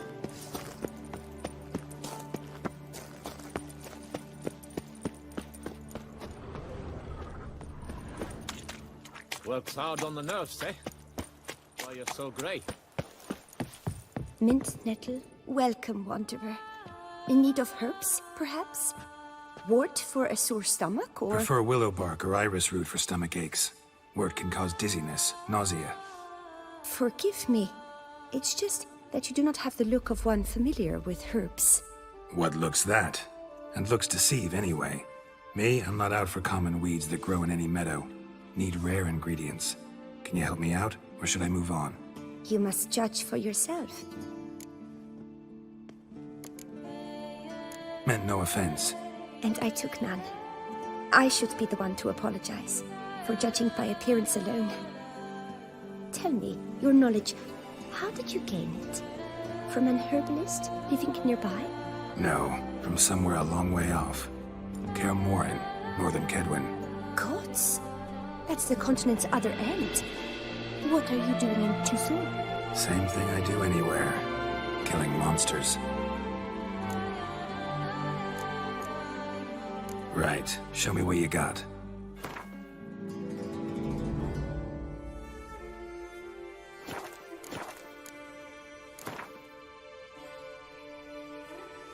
Wouldn't happen to play Gwent, would you?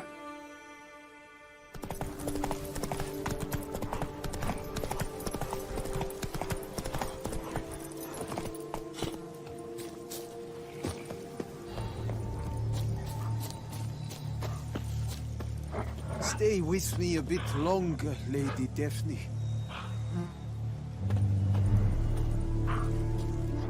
You, Jacob? Heel, Moholt. Down. Who asks? A witcher. Saw your notice. Hold up. A witcher, you say? Like in Luis Herrera's Tales and Fables. Luckier than a green bleeding leprechaun I am. See, not a soul around believes this tree is Daphne, the cursed lady of legend. But you could lift the curse. Bit too old to believe in bedtime stories, aren't you? Want your chops busted, Witcher? How old I am, that is none of your porking concern. Fair point. Not my business what you believe, either. Ha! I'm content we see eye to eye.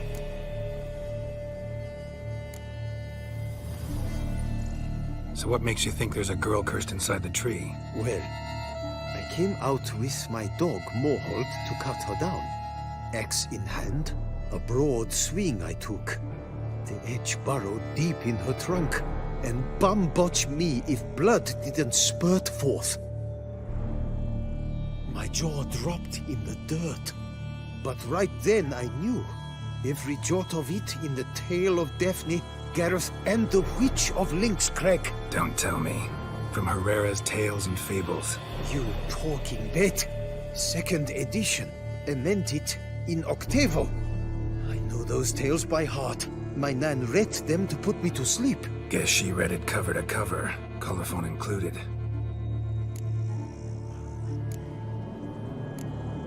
Got me curious, gotta admit.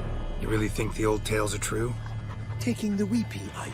Do you think me balmy? No, it's just these are dark, grim times. No room for knights pure of heart or happily ever afters. So I don't often run into folk like you. Yes, true, the times are crowd pie. But I see this as all the more reason to remember the tales. My gran would say, if you know not what to do, think to the chessboard knight and noble Alondra, and the path they would choose. She schooled me so thorough in it, I could not do otherwise, even if I wished to. Let me take a look at the tree. Careful now.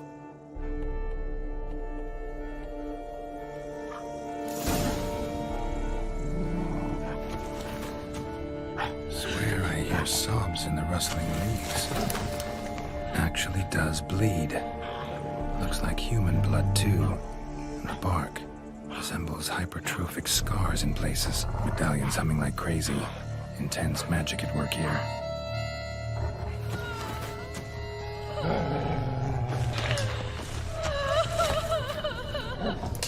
Actually does bleed. Looks like human blood too. The bark resembles hypertrophic scars in places. Medallions humming like crazy. Intense magic at work here. Well, what did you learn? Well, what did you learn? Blood. Seeped from the direction of the tree, judging by the shape of the stain.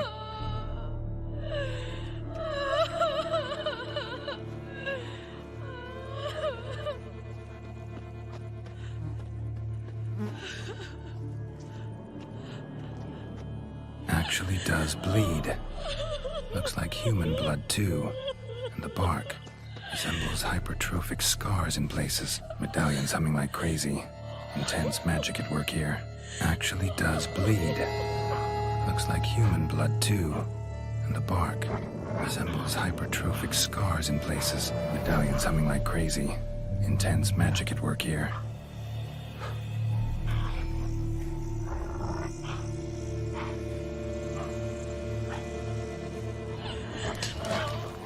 Well, what did you learn?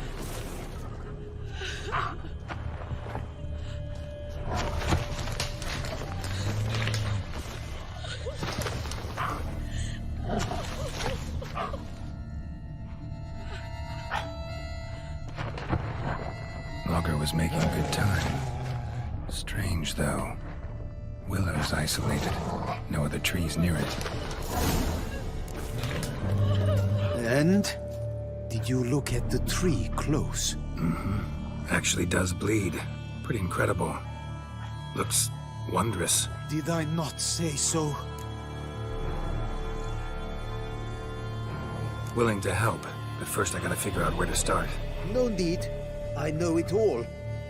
Miss Daphne and Sir Gareth shared a terrible and fearsome love for each other.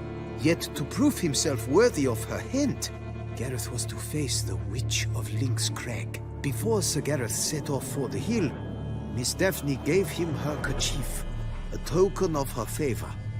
Let me guess, he never returned. He did not. She stood here, day upon day, night upon night, trying to spy him. Till she sprouted roots and turned into a tree? Wonder why. I will fecking tell you why. To await the moment when Gareth returns, kerchief in hand. That is the power of love. The power of longing. So you must scale Link's Crag. Search there for a means to free Daphne. I will give you my book of tales to refer to. And good luck, Witcher.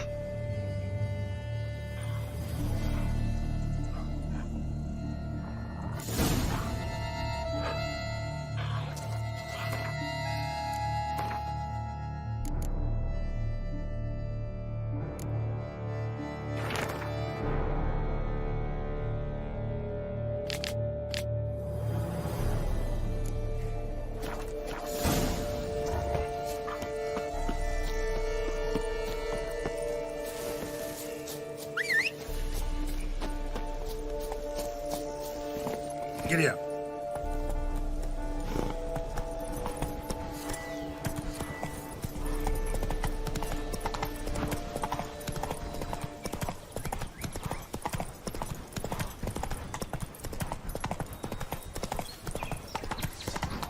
You flabby troop! Come on!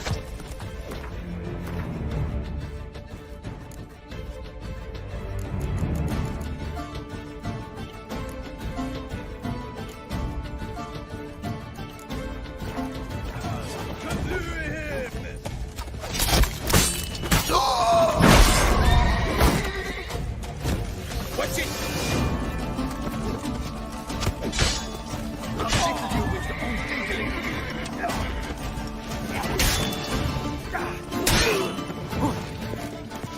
How long you gonna make me wait?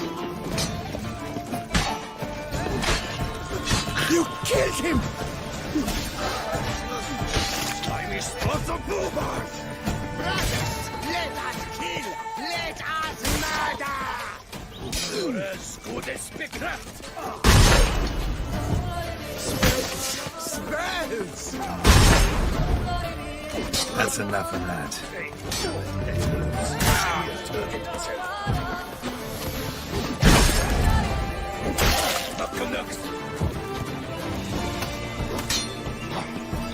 Die.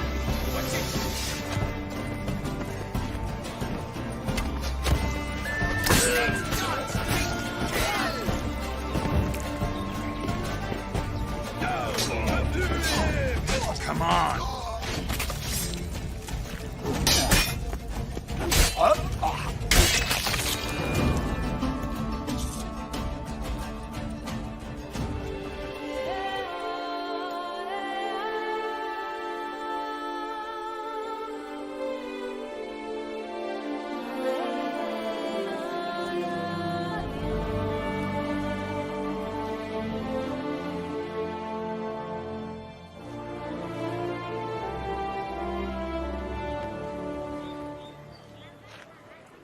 What happened to your head?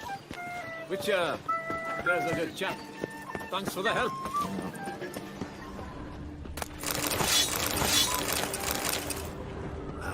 If only the first weren't empty. I wouldn't mind. Oh, see your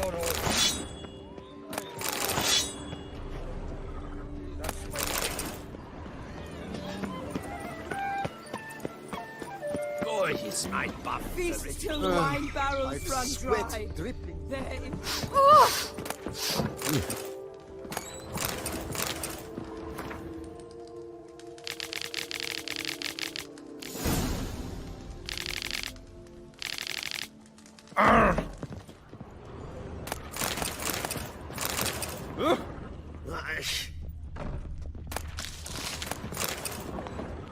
Praised be our Lord Lepiota. You come in his name. You are his avatar. Nope, just a witcher who happened to be passing through.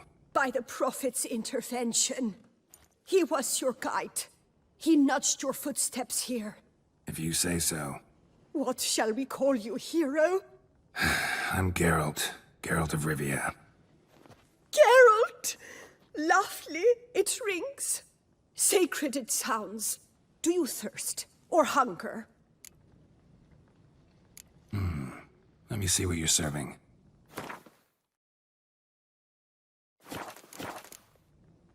Take care now. You are sorely missed already.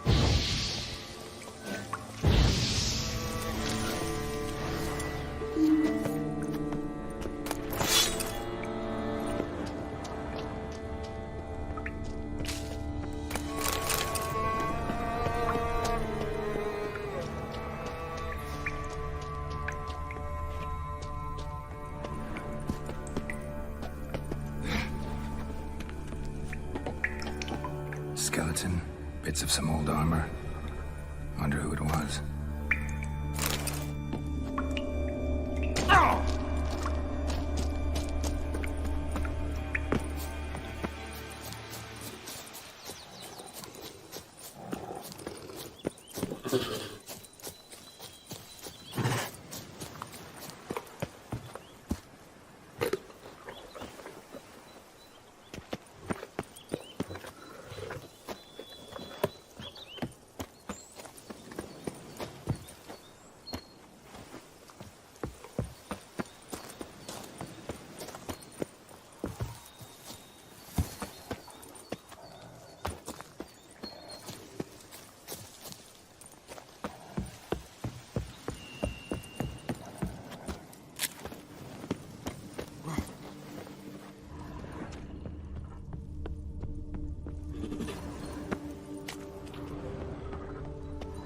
A hut.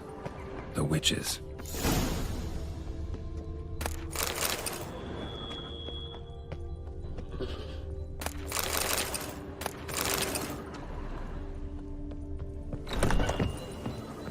Hut looks inhabited.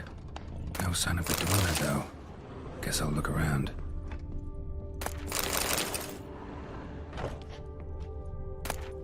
Notes on the use of yarrow stems. Interesting.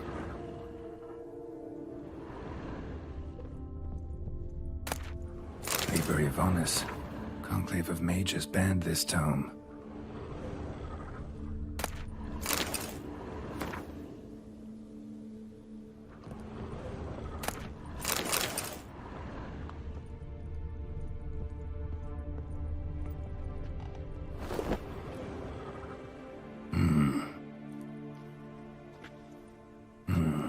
A wall of spell enhancements, or trophies. Arrow, broken in half. No doubt to bring bad luck to the archer.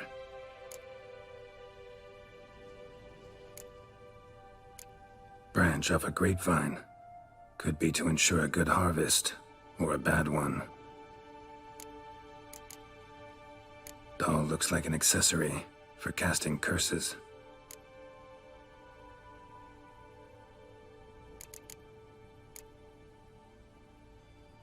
Doll looks like an accessory for casting curses.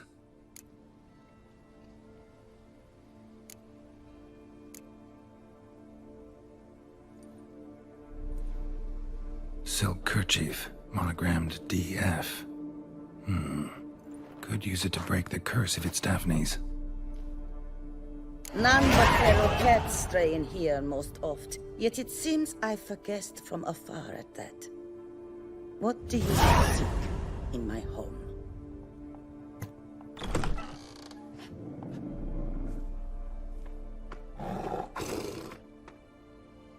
Already found it. You do not aim to lift the curse from the tree girl, do you? What if I do? Then you had best know you waste your time. The old tales? Did your Nan not tell them to you? Even I, the witch of Link's Crag, would be hard-pressed to overcome the power of love and longing.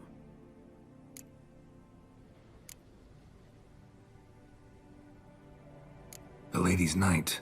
You ever make it here? Sir Gareth. Yes. He came to sway me, but had a quick change of heart. To be precise, it came after the first night we spent together. He stayed a fair while. Then his conscience got the better of him, and he resolved to return to his beloved. Might have resolved to, but never made it. A tragic fate befell him along the way. You have anything to do with this turn of fate? Of course. Was I to let another woman have a man who belonged to me? I could not abide it.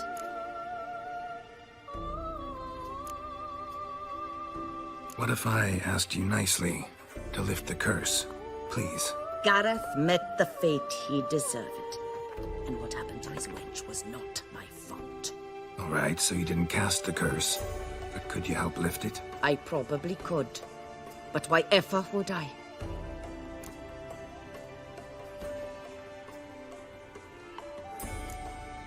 I'll humble myself, prostrate myself before you like the Gareth of the Tale did.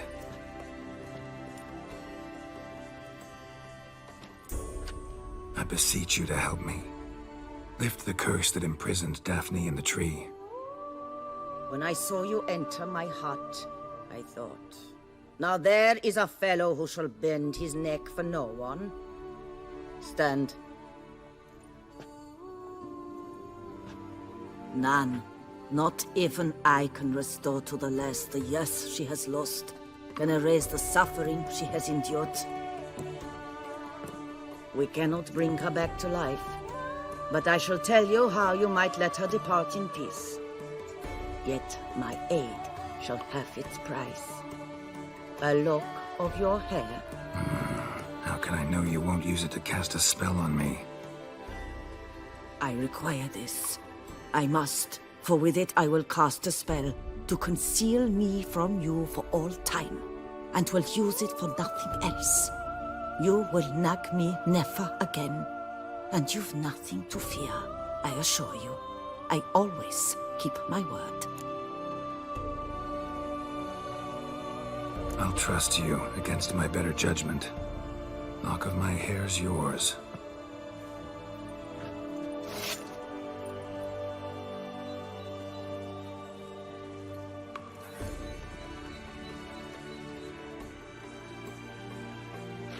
Splendid. What do I need to do? You must convince the maiden her beloved yearned to return, but perished in the attempt. Take her silk kerchief and a fragment of Garrett's remains. His bones lie bleaching in the cave beneath this rock. Got a bone of his already. Doubtless taken as a professional precaution. Good. Fire must consume the kerchief and remains. And remember, your heart, your intentions must be pure. Clear? Yeah. Thanks for your help. You're welcome. And adieu. Once you walk out that door, never shall we meet again.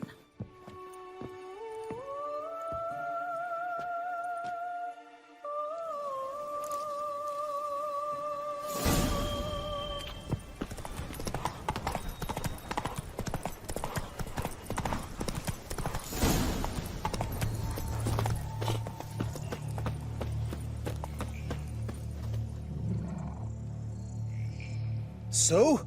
You met the witch. You must have. What did you learn?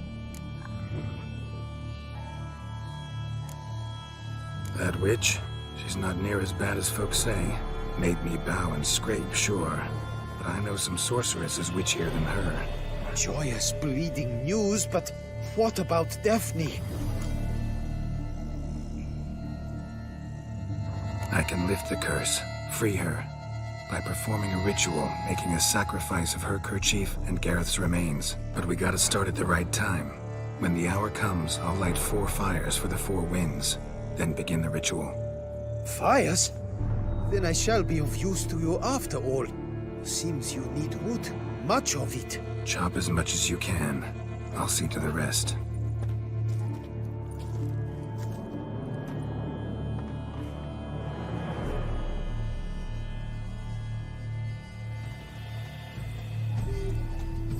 I've chopped and stacked the wood. What now? My turn. Gotta light fires and talk to the woman enchanted in the tree. No idea how this'll turn out, so just in case, stand at a distance. And if you see me draw my sword, run.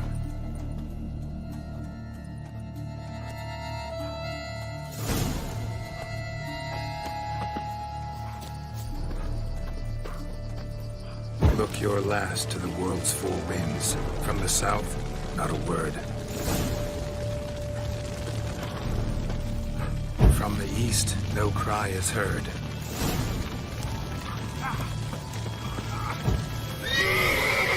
From the north, silent sighs.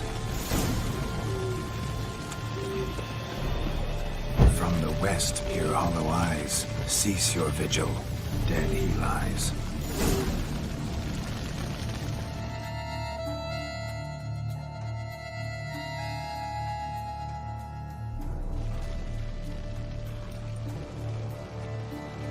Hear me, you who hide beneath this bark. The day of your freedom has come. Behold a kerchief, proof of your love for another.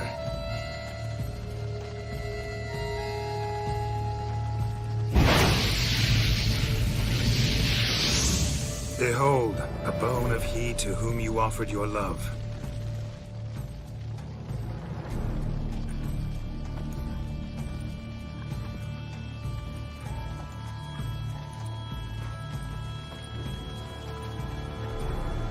Gareth, my Gareth, he shall never return.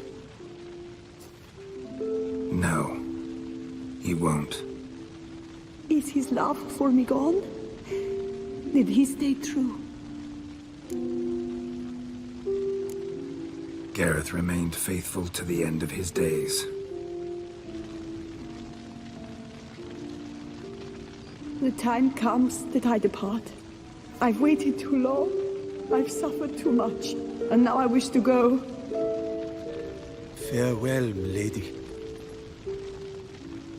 I thank you, stranger. And you, my knight. I thank you for speaking to me. For standing vigil at my feet.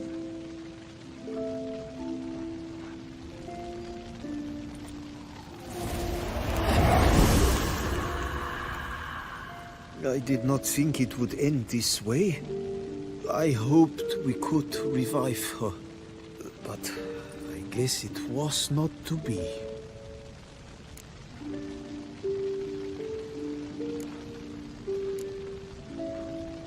We did all we could. You did well. Here, your pay. And the book is yours as well. Thanks. Take care of yourself. So long, Witcher. I must think. Put this straight in my head.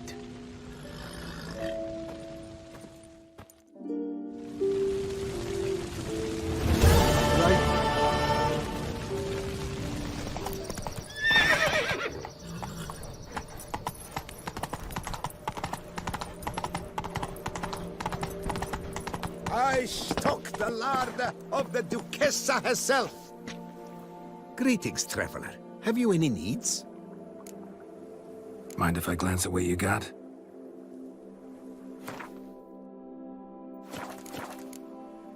So long. Good luck on the path. Go, go. Patrolling on an empty stomach. The first beat. But I made the best offer. Mademoiselle, monsieur, we must remain calm.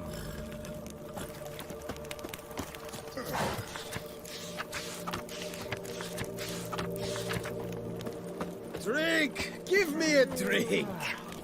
Oh, did you tie one on last night, too? For 4 generations. That is how long my family has been producing wine. Producing plonk unfit to drink, you mean? Which is exactly why you should sell Belgat to me, not him. As a ducal clerk, I must look after the duchy's best interests. Belgard currently belongs to the treasury. The Minister of the Treasury has clearly expressed his desire that Belgard be handed over to a responsible steward. Yet, diverse troubles beset both your present holdings. Until you resolve them and thus prove yourselves competent, selling Belgard to either of you is out of the question.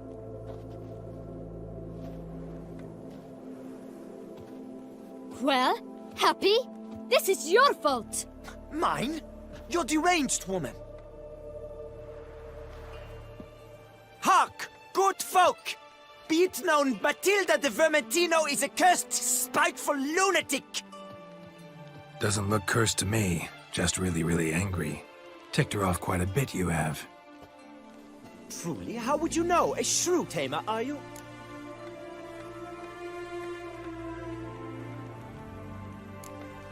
Better. A connoisseur. I see we speak the same tongue. So tell me, the swords, you merely wear them to intimidate? Or do you actually use them? Tools of my trade. I'm a witcher. Not seeking work, are you? You see, I wish to buy a vineyard. Belgard. Yet that bloody bureaucrat's not likely to sell it to me until I settle my troubles at home, at Coronat. What kind of troubles we talking about? It's botched in more ways than one. The herbarium, infested with monsters. My steward, gone missing, with an entire transport of wine. And someone's abducted my herbalist. A lot of bad luck for one little vineyard. If you ask me, it's that Matilda, her handiwork. A sugar-sweet face, a temper sharp as horseradish. So will you help? Sure sounds like work for a witcher. Yeah, I'll help. I am really, truly grateful. Thank you. My vineyard lies east of here. You're sure to find it. Now forgive me. I must talk to that quill pusher. I might win him over yet.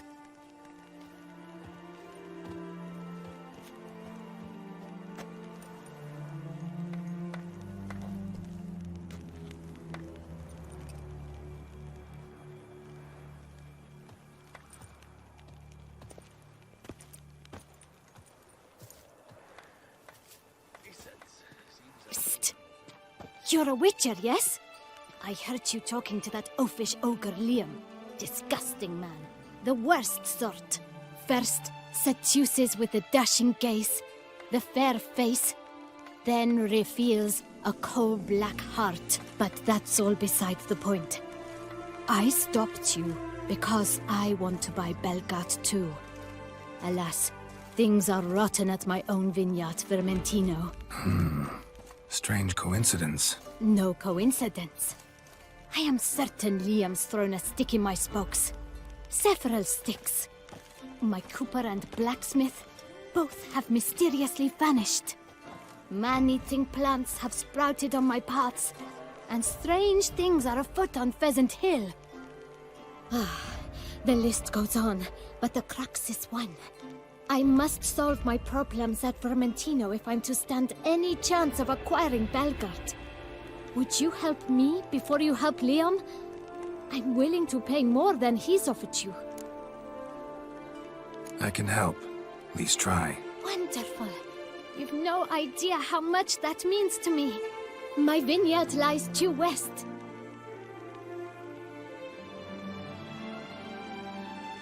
I shall stay here for a time.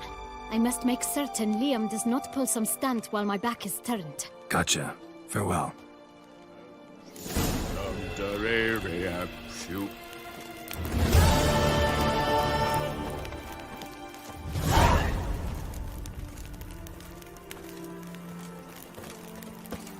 The guard brings peace to our domains. Flout its writ and rot in chains. Go, go.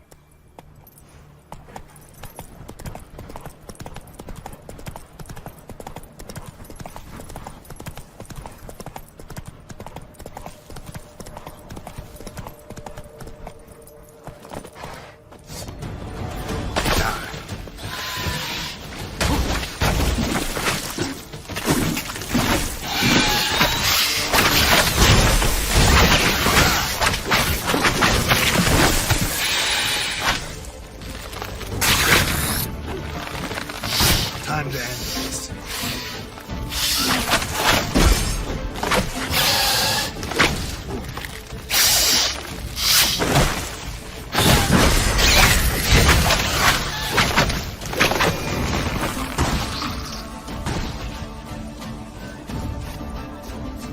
Marcus spores will sprout again. Should destroy the area if I want to get rid of them for good.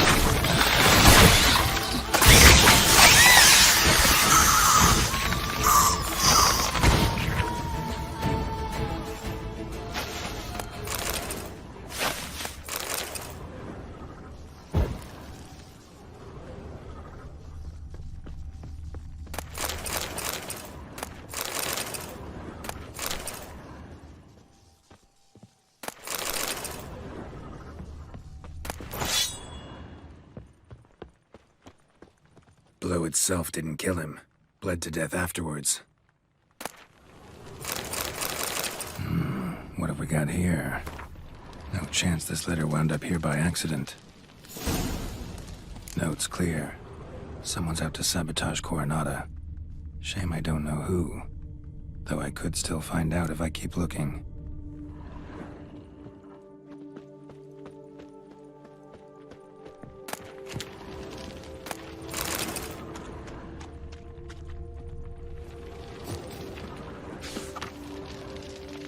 Says Great White Terror on the contract. Could be the same damn beast as in the notice, though.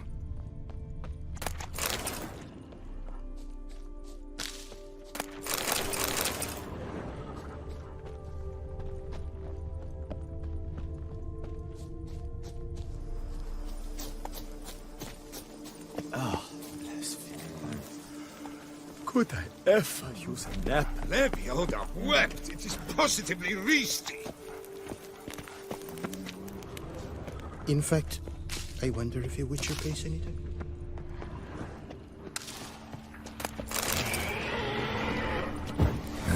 Stinks of carrion.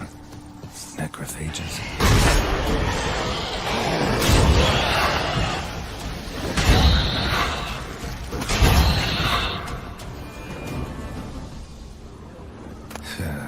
Reeks in here.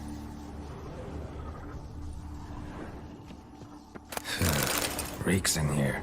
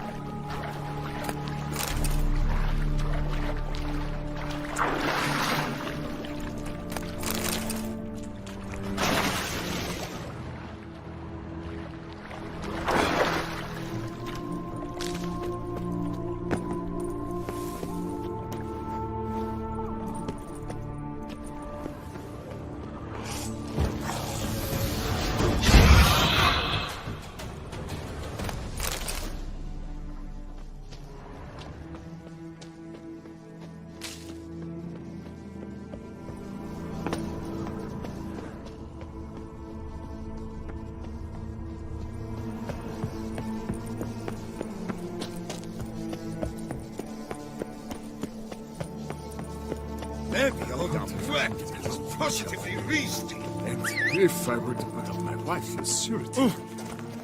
Yes? Oh, careful. Run, Roach.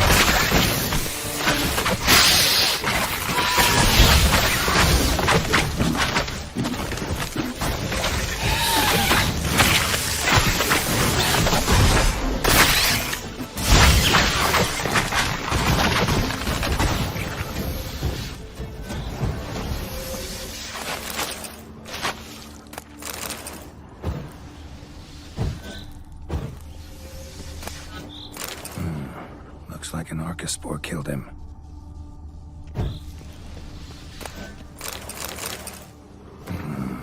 A letter and a key. In a place like this. This note was what I found earlier. Some third parties causing problems at the vineyards. Need to find the spot the letter mentions. And I'll find something mighty interesting behind whatever door this key opens. That's it, Roach.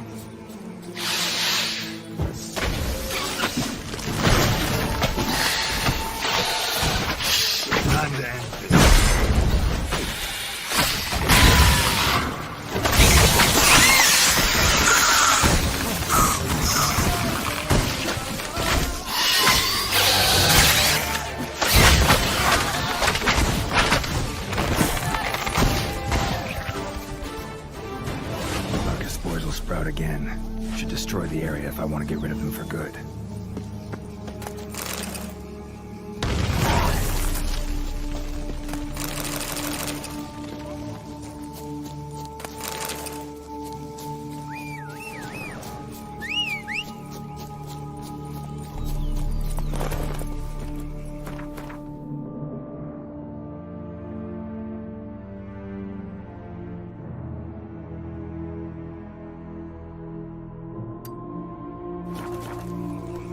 Hey-ya!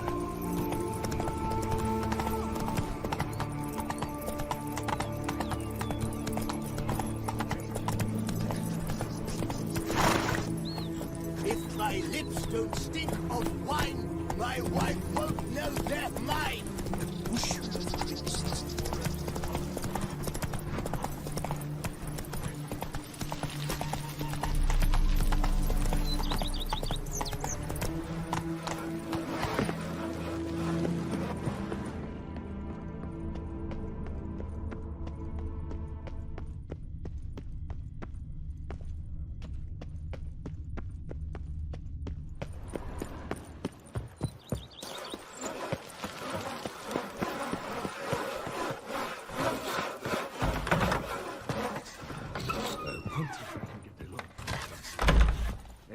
Renovations coming along all right? Wonderfully.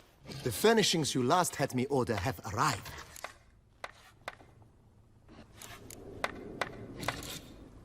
Starting to really like this place. Maybe we should keep going, refurbish some more. What do you think, BB? I agree. Yet I would urge you to hold off on further... Ever play Gwent, BB? Funny you should ask, sir.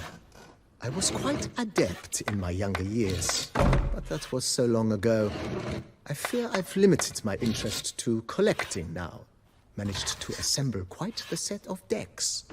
Sounds interesting. Mind showing me what you got? Not at all, sir, but only in action. A round or two, perhaps? May the best man win. Do you wish to play against any particular faction, sir?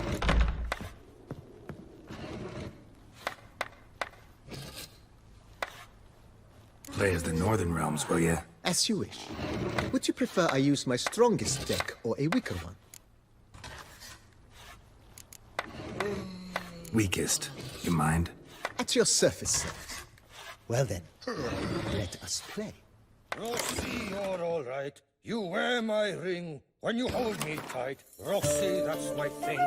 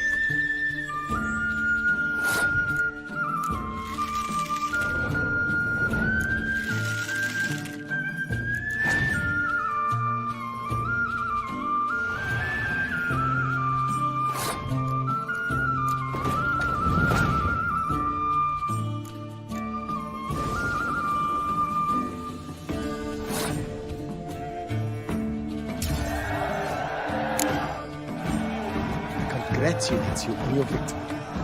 Shall we continue playing? Maybe later. Got something I need to do right now. As you wish, sir.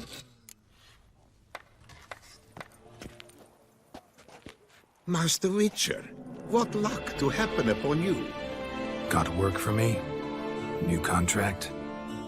Of the contract in question, you acquitted yourself beautifully years past, on your last sojourn in Beauclair. I was in a bit of a bind at the time, do you remember? Yet I swore a solemn vow to pay you in full one day. Guess it rings a bell. Sadly, you went on your way before I could settle matters with you. So, I took your coin and placed it in an account for safekeeping. What kind of account? A savings account. at Chanfanelli Bank. You need but walk in and withdraw. The sum must be rather substantial by now. Thanks. Head over there first chance I get. Gotta stop by that bank.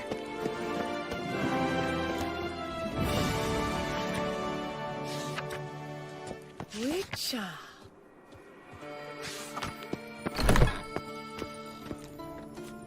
Greetings. A Witcher from the School of the Wolf, here in Tucson. Greetings. I'm Lazar Lafargue. Geralt of Rivia. Seem pretty enthused. Got a job for me? Rather. Mind you, it's no monster hunt, but I'm sure you'll be interested all the same. I'm an armorer, see, and I've for years sought diagrams for Witcher armor of exceptional quality, Grandmaster level. Heard of them. Never seen any, though. Thought they were lost. Not quite. For I've been lucky enough to learn that their holders came to Tucson. Alas, they then perished, but I know where. I just need a partner to help me retrieve them. If you know where to look, why not get them yourself? No offense, but do I look like a rough-hewn adventurer? Besides, who would serve my clients while I romped about seeking them? No, I'd rather leave it to someone familiar with such matters. Bring me the diagrams, and from them I'll forge for you whatever you fancy. All these diagrams somehow wound up in Tucson? How is that even possible? Tusa was once home to Tiensail, a legendary and now deceased elfin master armorer. Witches from all corners of the world came to him to forge their plate, their mail. Heard about him. Supposed to have been the best. And thus he charged a king's ransom for his work. Witches would take difficult, dangerous work to earn the coin to pay him. Some, alas, met with misfortune, and the diagrams they carried were left to rot with their earthly remains. Got it. Find them, find the diagrams. But how can I know where to look for their remains? As it happens, I learned my trade at Jensail's side. So I heard the stories of the missing witches firsthand. What he told me, well, that is what discouraged me from seeking the diagrams out myself. We must strike a deal. I shall tell you all I know. In return, once you've found the diagrams, you will let me draft a copy.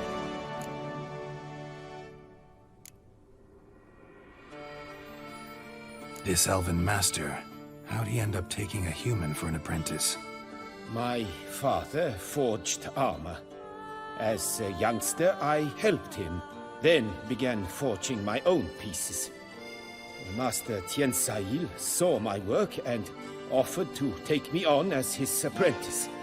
Only now, years on, do I realize the honor that was. Alas, my master perished in a massacre later, slain by racists. Though he taught me everything he knew, I did not manage to complete the guild's requirements for Grand Master while he lived. I know I have no equal in the trade. Yet, until I complete Witcher armor of Grandmaster quality, I shall never be certain I've become my teacher's equal. Where do I look for these diagrams? I know of 5 likely fallen witches, each from a different school of the wolf, griffin, cat, bear, and manticore. Which should I start with? Tell me about my brother, the wolf. His name was Aton. I remember him well. My master liked him, helped him find a safe, yet well-paid contract. A few years ago, an archaeological expedition arrived in Tucson from Castel Gropian. They questioned my master about the elfin ruins at Termes. He warned them of the danger there and recommended they take Aton as an escort. What kind of danger did he mean? Any idea? Legend claims wraiths haunt the chambers beneath Termus. I cannot say if there is any truth to this, but both the scholars and the Witcher disappeared without a trace. The Griffin. What can you tell me about him? He came some 200 years ago, but my master remembered him well. This Witcher was not stripped of emotions, you see, as his colleagues were. He had taken on a contract at Fort Usa and required better gear. He showed my master his diagrams, paid a deposit, and was never seen again. Apparently he rode off one night from the fort, never to return. Any idea where he went? No. It said he left in a rush, so he may have left something behind. Only ruins remain of Fort Usar, but you may wish to search them. Let's talk about the cat. A year ago, Bartolome de Launay, the ducal armorer, asked me to confirm the authenticity of a Witcher diagram he had received by messenger. You see, at the time he was working on new armor for the ducal guard. A Witcher from the School of the Cat offered to sell him diagrams for a full set of gear. The diagrams would have been helpful indeed.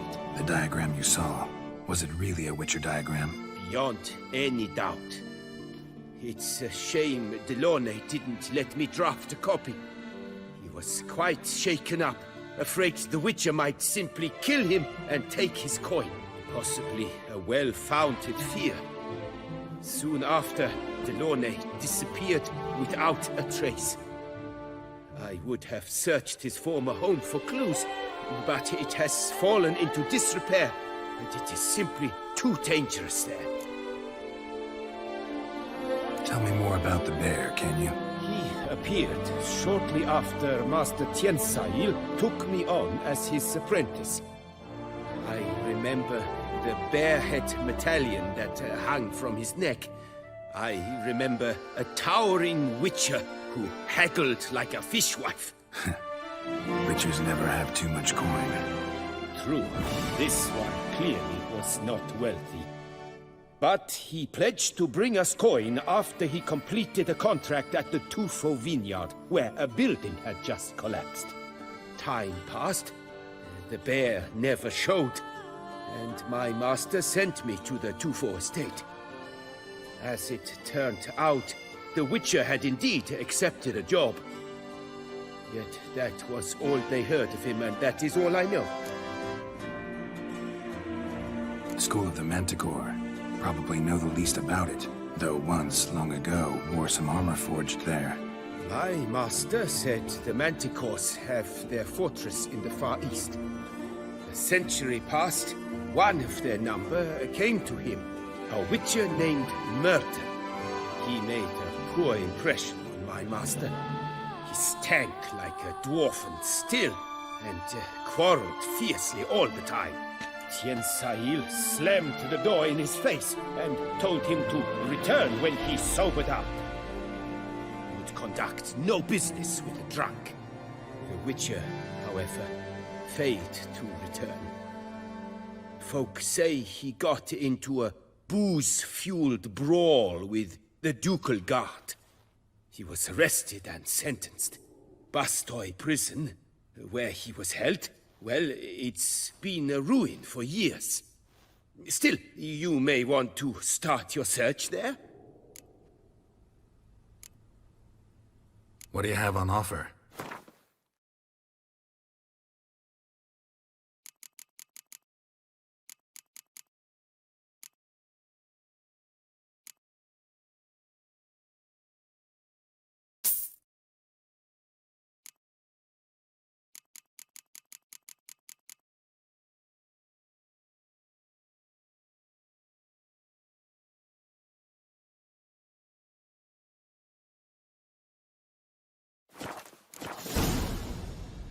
Farewell. Good luck on the path.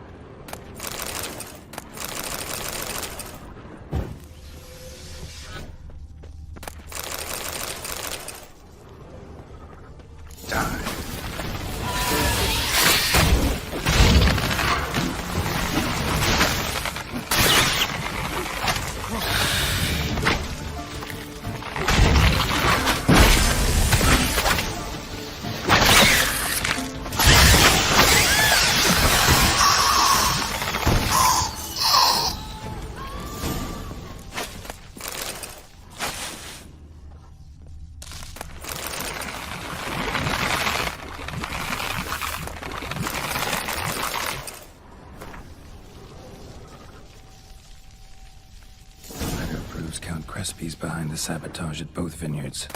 Better tell Matilda and Liam. Arcus spore saplings? Takes a degenerate to cultivate something like this. Need to incinerate them before they spew spores and spread.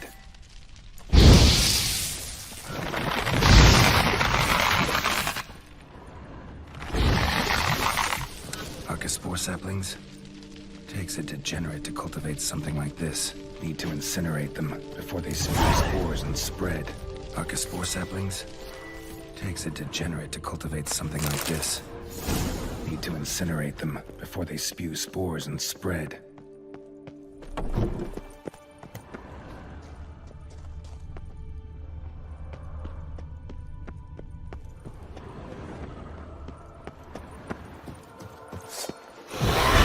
Lost your nerve?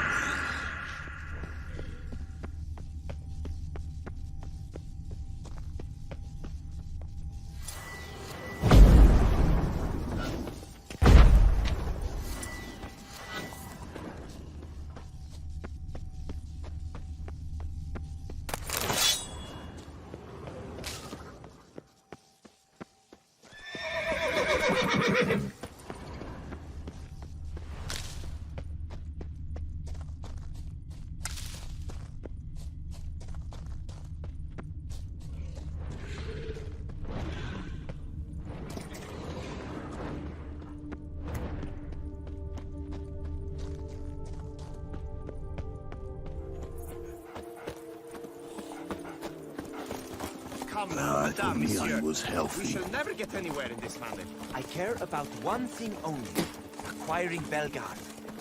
I will make an infinitely better steward than she will.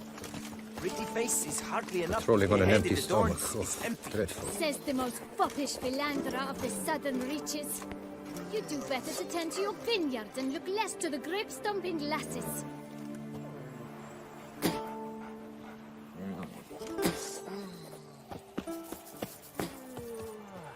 Master Witcher, have you any news?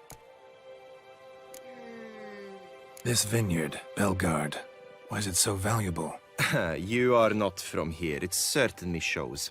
Before Count Crespi fell prey to the beast, Belgard belonged to him. As a man of wealth and influence, he guided it to immense success.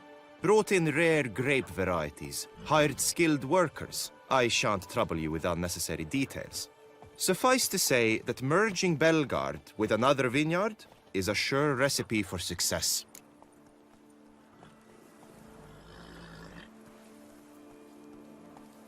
One and the same man caused Coronata's and Vermentino's problems. Got proof.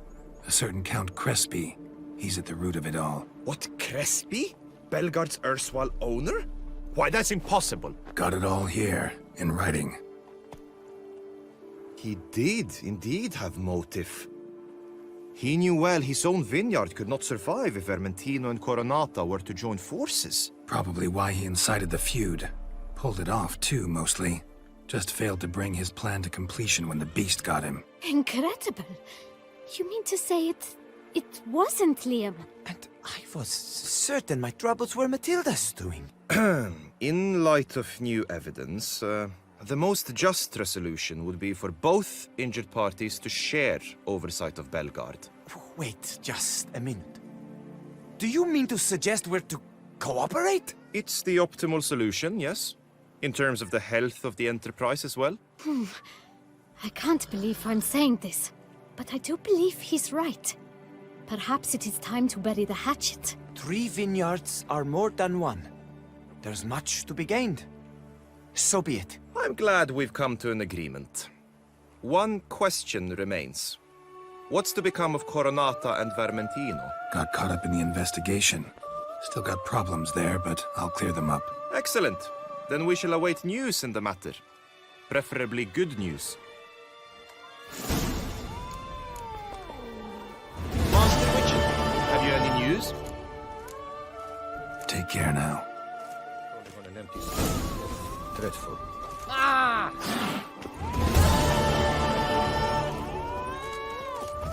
Oh! Curious land, this Tucson. True. Each time I come here, I think I've entered the very forest. Most cases, the locals believe in that tribe. For instance,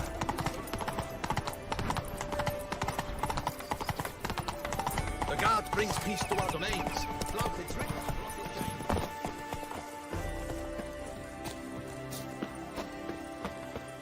Empty wine bottles. Leftovers.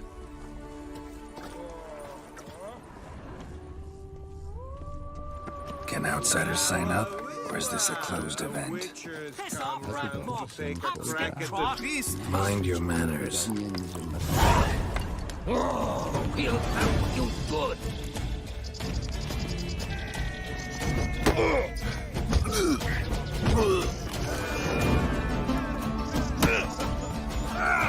It's not allowed. That kind of eating feast is over.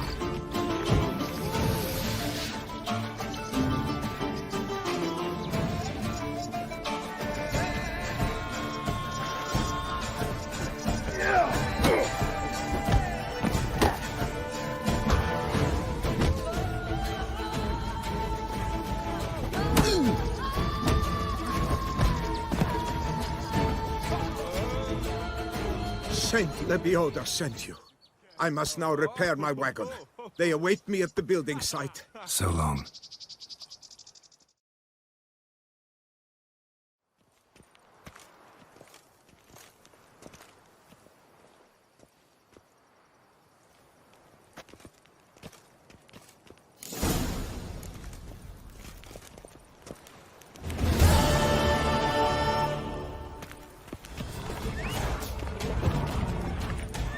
Lost your nerve?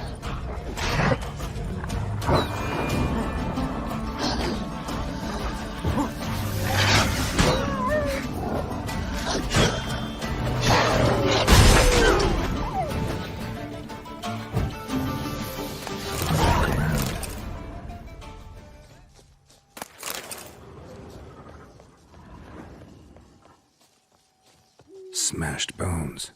Damn, it was strong. Deep prints. Blood. Just trying to get away.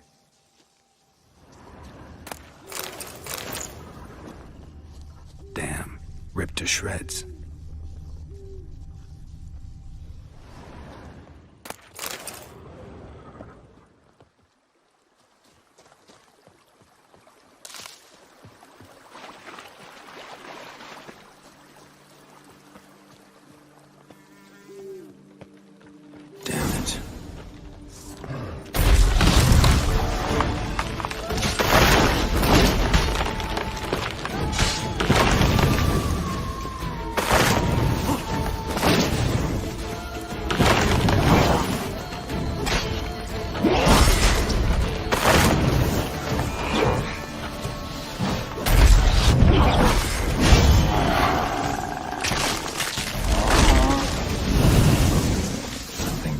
Roots.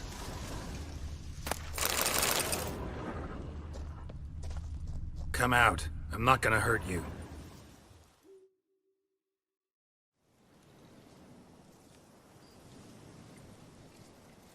Thank you, Sir Witcher. Let Biota keep you in his care.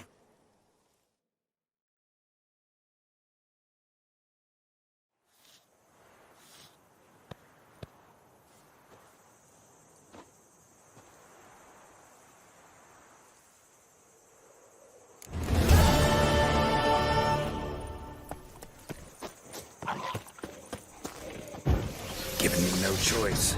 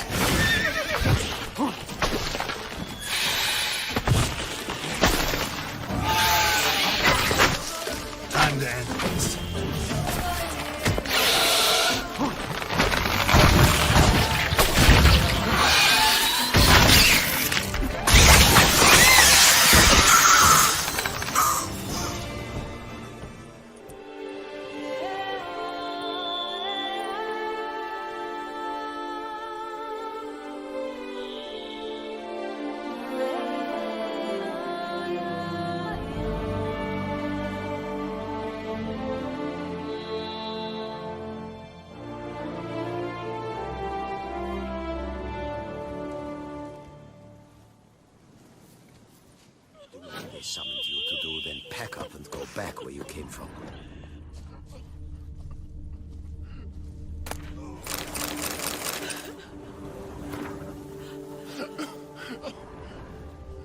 Ah, greetings to you.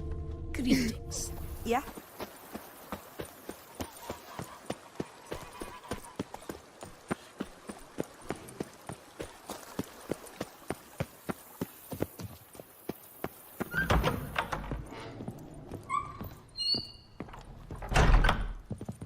Renovations coming along all right, Barnabas Basil?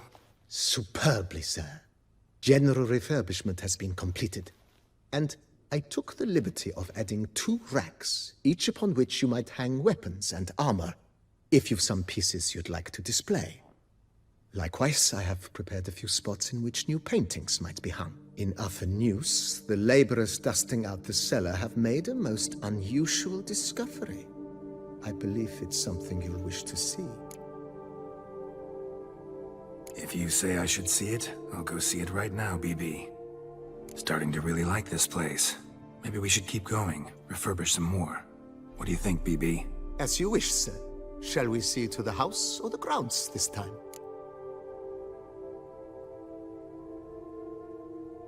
Feels like by investing a bit of coin, I could make the house more functional. Indeed, momentum is best maintained once established. Now that we've finished the general renovations, you might begin to consider such things as a new bed, or additional armor stands, or weapon racks. Also, some new furnishings and a fresh coat of paint on the walls would do much to improve the guest quarters. Thinking about buying a comfortable bed. Always wanted one. Excellent idea. In your profession, rest is supremely important. But say the word, and I shall order you a bed from the carpenters who craft comfort for the court. Great. Order me a fine bed, please. Think I deserve one at my age. True indeed, true indeed. I shall send a runner at once. The bet will be in place by this time tomorrow. Is there anything else you require, sir?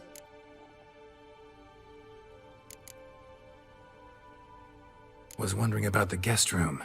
Not that I'm expecting company, but... Oh, but that is immaterial. All self-respecting homes should boast a comfortable guest room. What if someone were to drop by unannounced?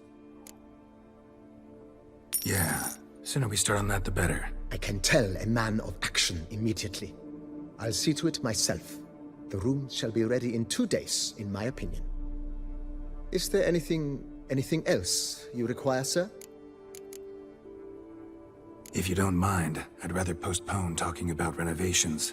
Need to ask you something else. Of course, sir, as you wish. What is the nature of your inquiry? Starting to get into this whole renovating thing.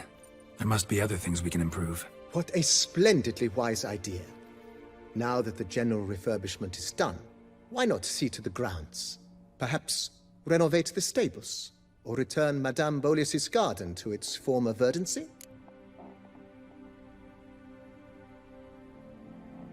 You know Roach, my horse? Well, we've been through a lot together. And since I finally got a decent place to stay, I think she deserves one too. Oh, a sturdy stable testifies to a most honorable owner. Just say the word, and I'll have them start working on it at once. My Roach deserves the best. Have them refurbish the stables. I shall get to work at once. Yet finding workmen and completing construction takes time, though likely no more than 2 days. Will you be needing anything else, sir? So, sometimes I have to brew a potion, but I can't find the herbs I need growing anywhere nearby. Well, you're in luck, sir. The flower garden, once kept by Madame Nina, Monsieur Bolis's wife, seems the ideal place to cultivate herbs. In fact, it's roomy enough to plant shrubbery. Good idea, Barnabas Basil. Herbs there will save me hours of painstaking searching and harvesting. The idea is yours, sir. I am but the humble executor of your will. I believe we shall have sown the first seeds in 2 days' time. Will you be needing anything else, sir? Feels like by investing a bit of coin, I could make the house more functional. I agree thoroughly, with every fiber of my being. Could use another weapon rack. Got some interesting pieces I'd like to display. I know of a carpentry shop in town which crafts the humblest lumber into true masterpieces. You need but give the word. Fine. What are the racks? Of course, at once. At most 1 day for them to arrive, is my estimation. Is there anything else you require, sir? Along the path, I've often picked up well-crafted, beautifully ornamented armor. Some of those pieces would look great on display here. I agree. It would lend the place a certain witch's air. Shall I order new stands at once, sir? Yes. Just please make sure they're solidly made and nicely finished. It goes without saying, sir. There is nothing worse than splendid armor upon a subpar stand. By this time tomorrow, they shall be ready to display your finest finds. Is there anything else you require, sir? That's all for now, BB. Thanks.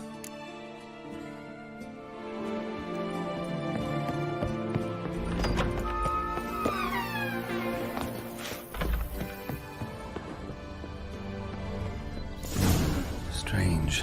Something behind this wall, I think.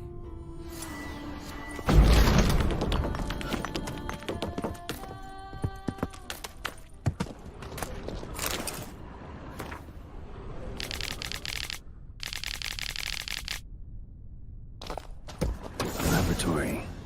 Must have been an alchemist at one time.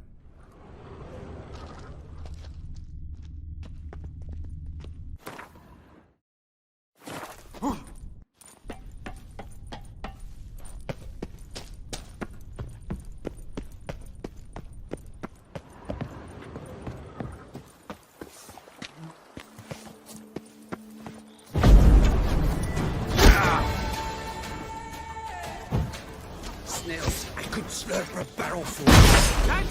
Never fight a witcher.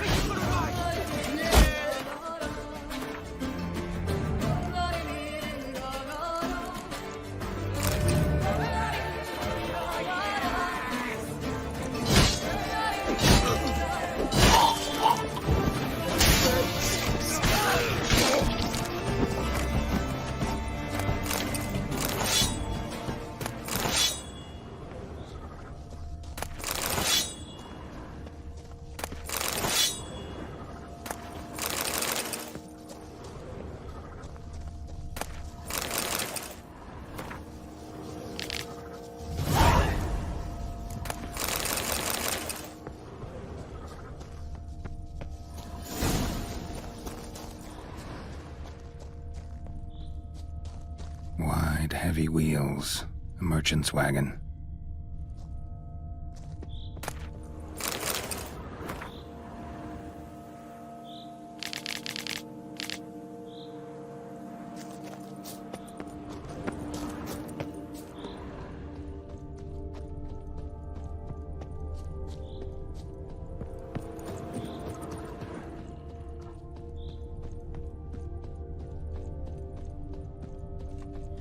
Brave you are, Ace.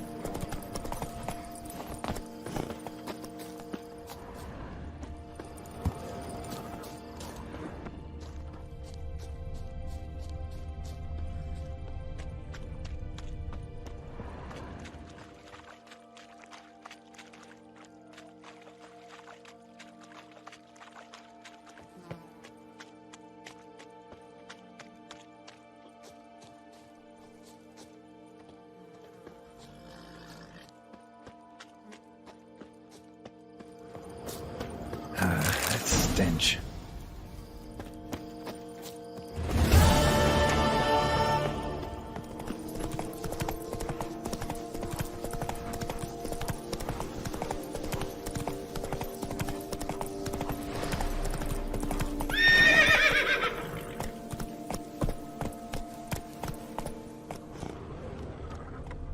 Camp's abandoned, but a lot of this damage is recent.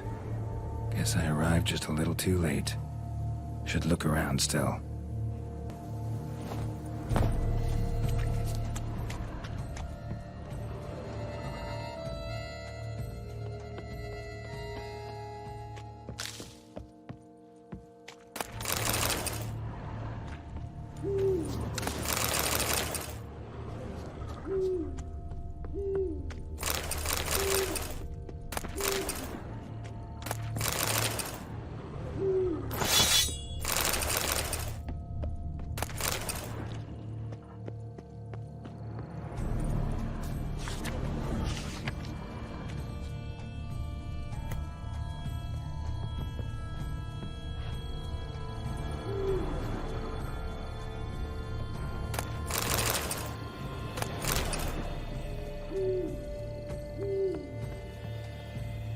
Signs of a fight. Paw prints, beastly ones, that's clear. Just on this spot, though. Aerial attack. Must have been. Man, bled to death. Big beast inflicted these wounds. Clear from the claw marks. Must have a toothy smile, too, judging by what ripped his throat open. Draconid. Gotta be. Maybe a basilisk? Except these prints don't belong to any variety I know. Just a little different.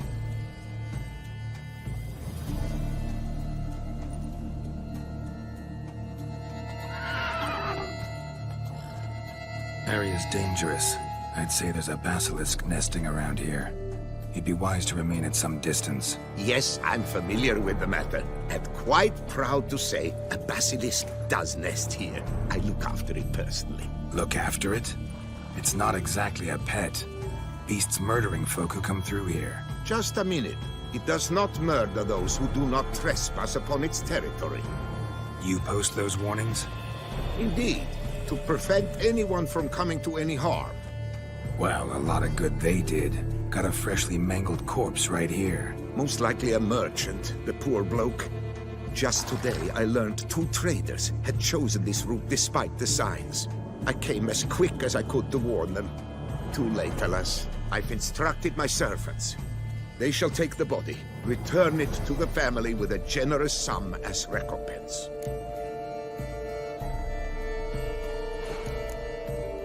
Who exactly are you? And how'd you develop such an interest in the beast? Count Borges. Happy to be of service. As to the beast, well, this subspecies is our dynastic symbol. The Disalfareses have for centuries signed with the Regulus Platinum. As family legend has it, a female of the species rescued an ancestor, a boy at the time, from a burning building. She took the tyke back to her nest, where she fed him as if he were one of her own youngsters. Malarkey. To be sure, but beautiful malarkey it is.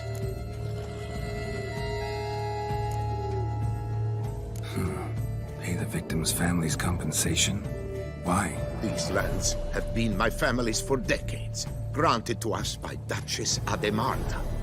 Beyond them, the basilisk ventures not, hunts not, it does not kill or destroy. Provided it is not provoked. Yet if it does destroy, if it kills, I compensate all for their loss, from my own coffers. Your coffers? Got a store of sons and husbands in there to compensate for those shredded by your beast? Naturally, I cannot revive the dead, but I do make generous restitution to their loved ones. Just last summer, I paid a leather tooler's widow 800 crowns, this unfortunate merchant's family, to be duly indemnified as well. Claim this to be the last surviving basilisk? How do you figure? The last of this subspecies. Their population was much larger at one time, see? Before the beech forests were felled. Mean to suggest a direct correlation between beechwood forest density and basilisk populations? Indirect, I prefer to contend. Beechwood forests are the chief habitat of roe deer, you see. In turn, a staple of the basilisk diet. When roe deer grew scarce, basilisks made humans their staple food. Enter the witchers. And thus, we've come to this one last specimen. It's a female. As recently as last year, we still had 2. But Jocast's mate passed on, alas. Jocast? Should she not have a name? My father dubbed her in honor of my dear departed mother. Jocast was brooding then. 2 eggs. That she cast from her nest, alas, when the male perished.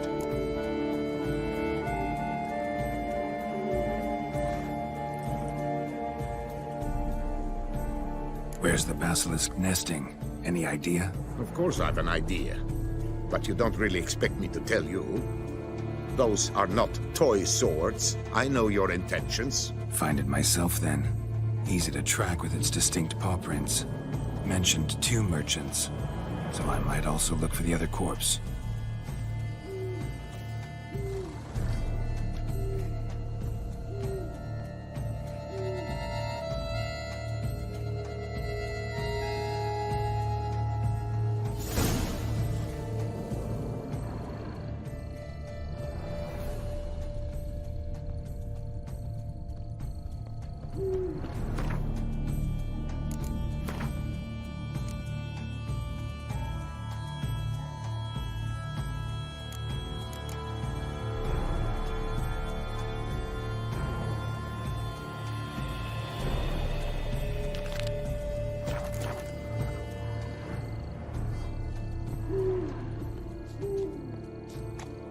Strange.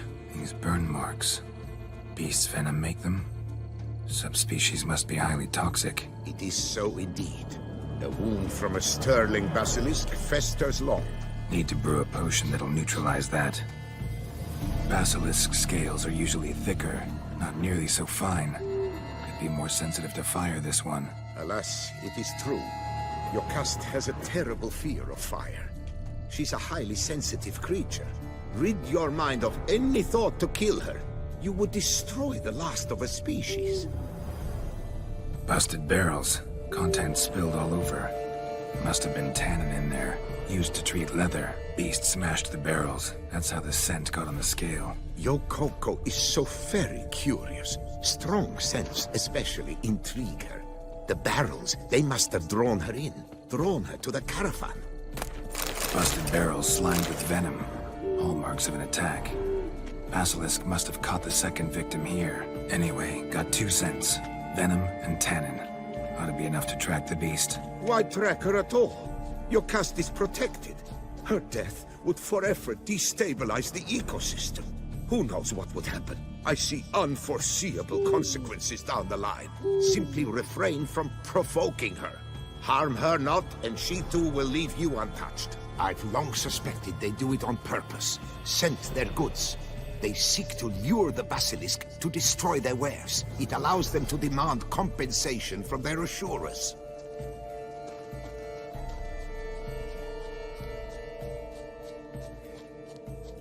Odors dispersed.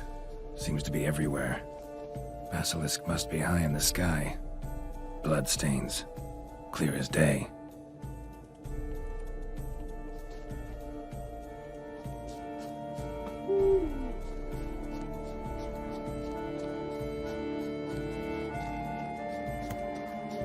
Sense perceptible again.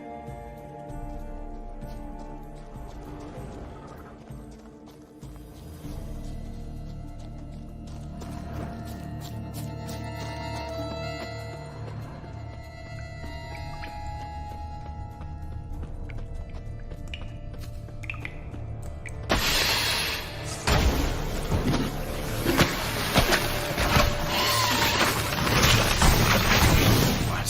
Lost your nerve?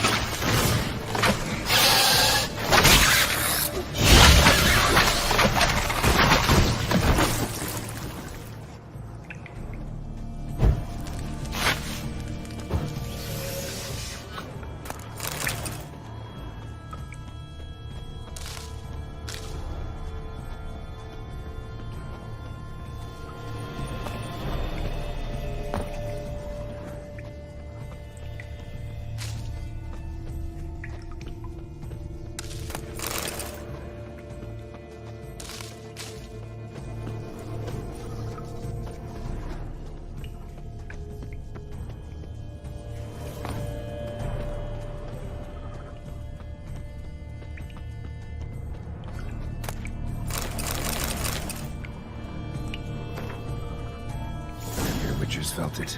The urge to drop it all and ride off into the sunset. This one decided to act on the urge. Must be damned. No one lives there anymore. Might still find some clues, though.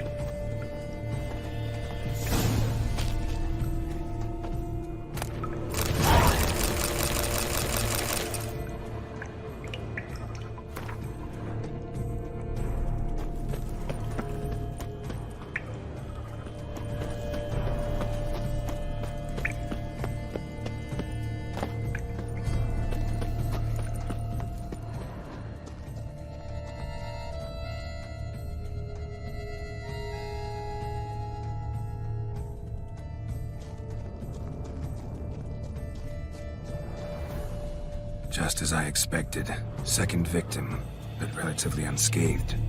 Basilisk must have been dragging him back to its nest for later. Dropped him for some reason. Wonder why.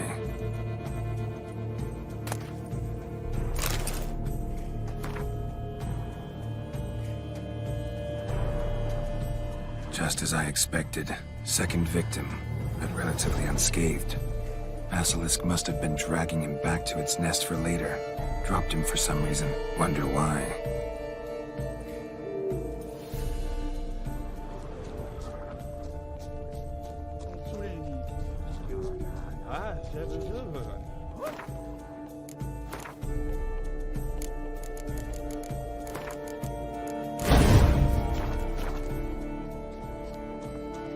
Hear something, but it's no basilisk screech. Human voices?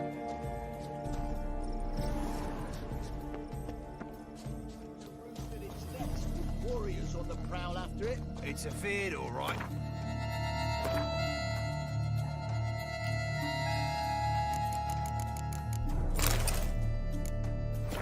It senses we're true readers. Yamal, Harry, prepare the equipment. Beast wandered off somewheres. We got to lure it back. And who might you be? Funny. About to ask you the same. They call us the Reavers. Reavers?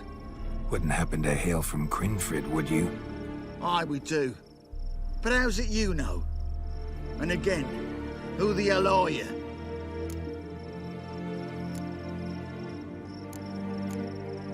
Neither's your concern.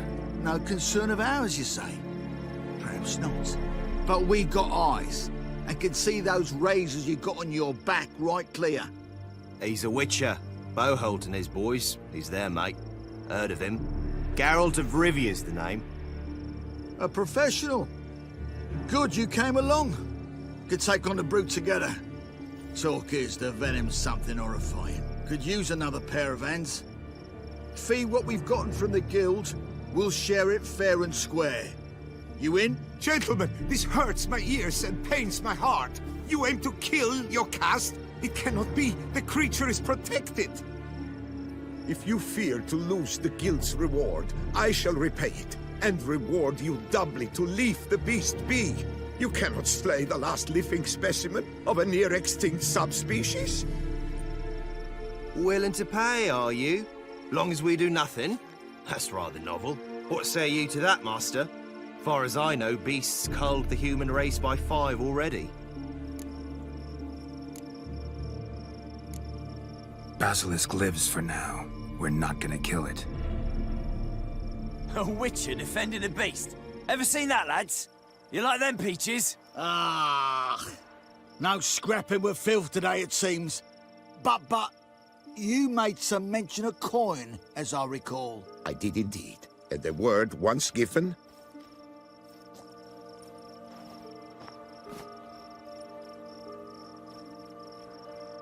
Your share, Witcher.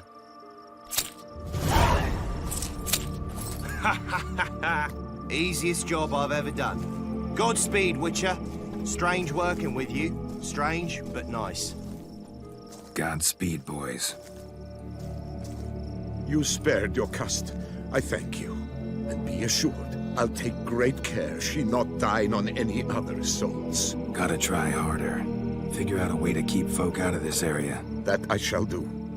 Master, you must accept more, be it a symbolic sum. Had you not come along, the reefers would surely have slain my Yocast. Don't need any more. Rather you paid it out to the families of your pet's victims. Noble of you, Master. I shall take the advice to heart. Yocast has flown her nest. Must have sensed a threat. Likely to return eventually, though. She'll return. Always does. I suspect I might even know where she's gone. I tracked her away and believe she might have found a new mate. It's an ordinary basilisk, not a silvery one. But something might come of it. Who knows? Yocast could lay new eggs. Perhaps produce an entirely new crossbreed. Sure hope not. Take care.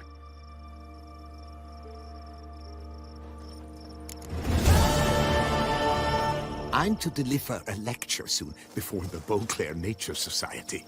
I shall mention you, Witcher, with the utmost possible veneration.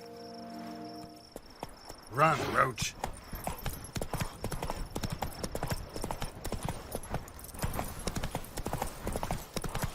Not good.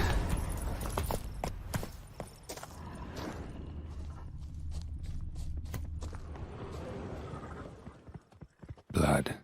Lots of it.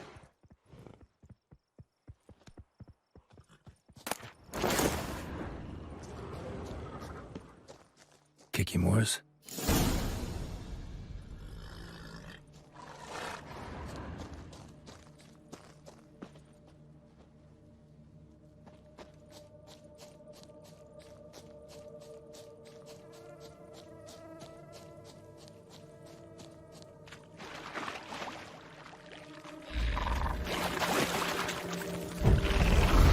Some stench.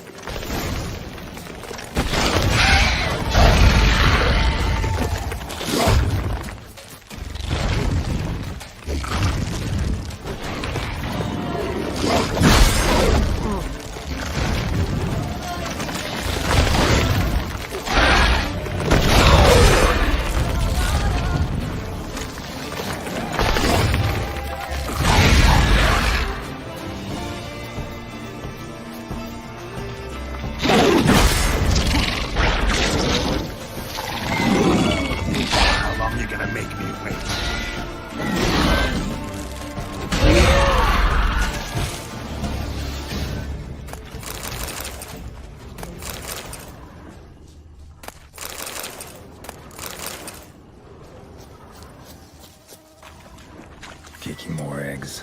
Need to incinerate them.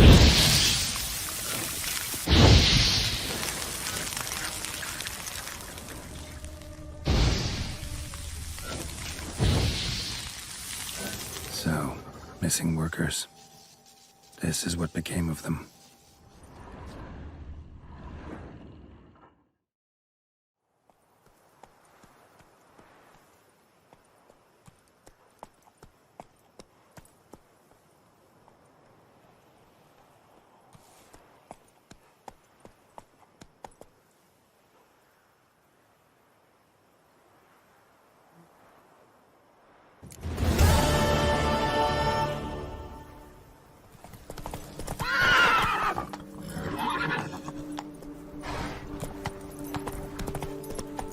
Faster.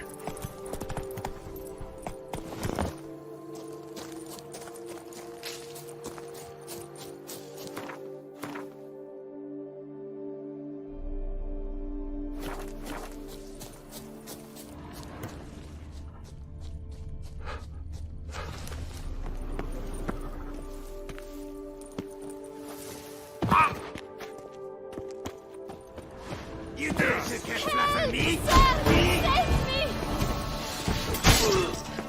Come on, come closer.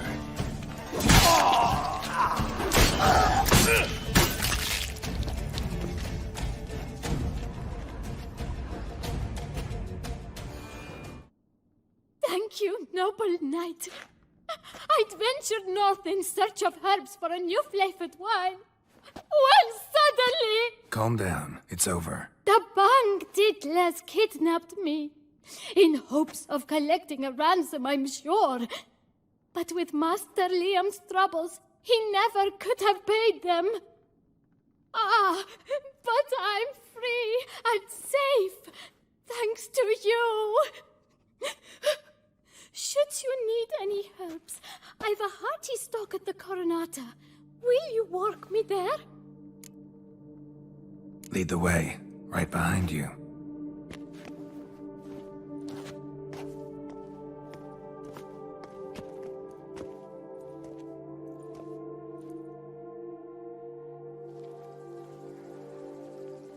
Here we are. Once again, I thank you for the rescue. Wish to look over my stock? Master Liam doesn't seem a diligent proprietor. He tries as best he can. It's not his fault our vineyard suffered plague upon plague. Plagues? What kind? Well, the enormous yellow man-eating sun juice, for instance.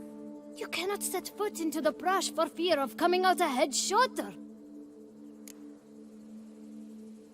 Show me what you got.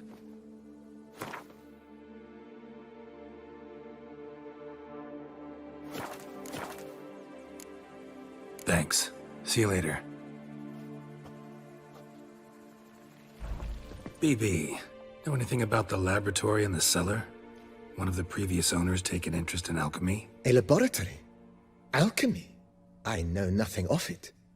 But I understand that to a witcher this must be a very intriguing find. It is.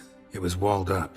Equipment's pretty ancient too, so it must have belonged to someone who lived at Corvo Bianco before you started working here. Whoever it was sure knew their stuff, though.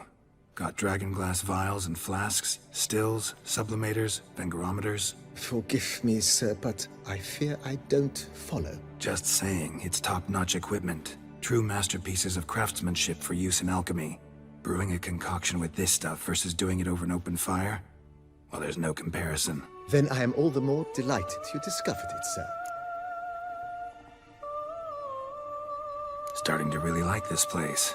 Maybe we should keep going, refurbish some more. What do you think, BB? With the utmost respect, sir. The vineyard has arrived at the pinnacle of perfection. Any further changes could prove a regrettable step down the slope towards the brash. I firmly advise against it.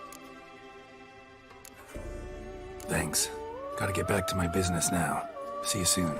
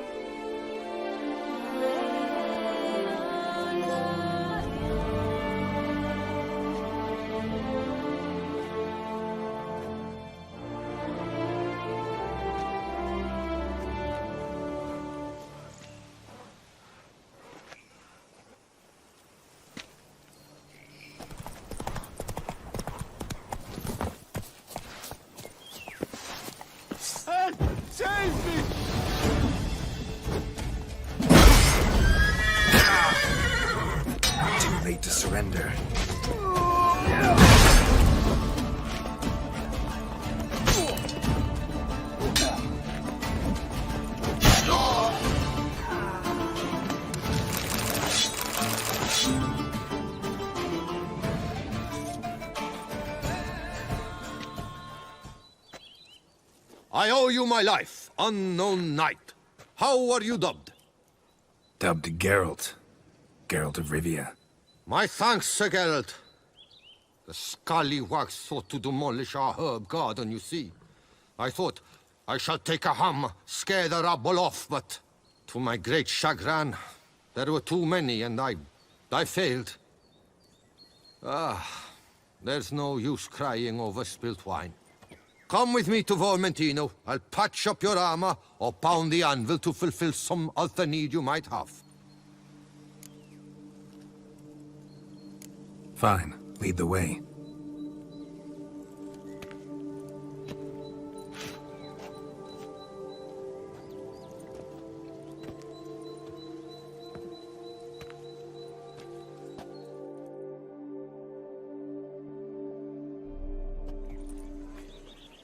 Here we are. Is there some way I might help you?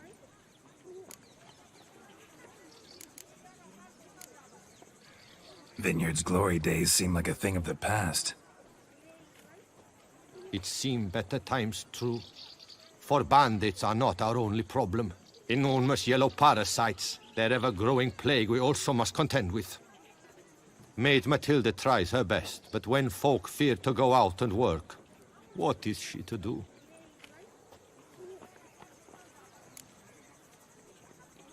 All right. What do you have?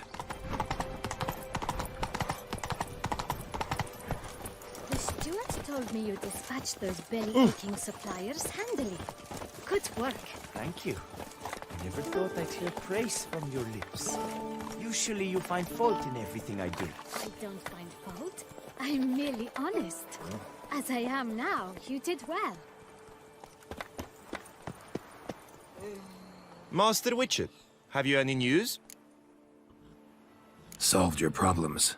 Coronata and Vermentino can both go back to operating normally. Under the circumstances, it is my pleasure to announce that the title to the Belgard Vineyard will officially be signed over to the new consortium the two of you shall form. Truly? I cannot believe it! We've done it! Oh, thank you, Witcher. I've no idea how to repay you. Could start with my reward. Yes! Well deserved, I dare say. Here.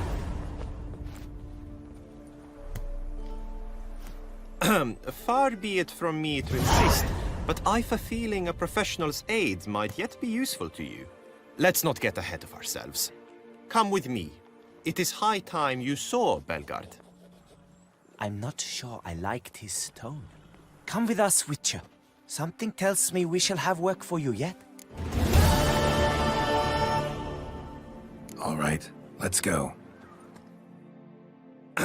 My desire for Belgard to pass into capable hands was no idle whim, for the vineyard's fallen upon hard times since its previous owner's demise. I've been told of workers dying on their rounds, monsters prowling about. Before anyone can call this home, they will have to deal with these, inconveniences. That is the minister's wish. More work for me, I guess. If you're willing, we'll gladly accept your help. More or less already agreed, I guess. That's a weight off my chest, I must say. Your reward shall be fair, I promise. I'll get to work.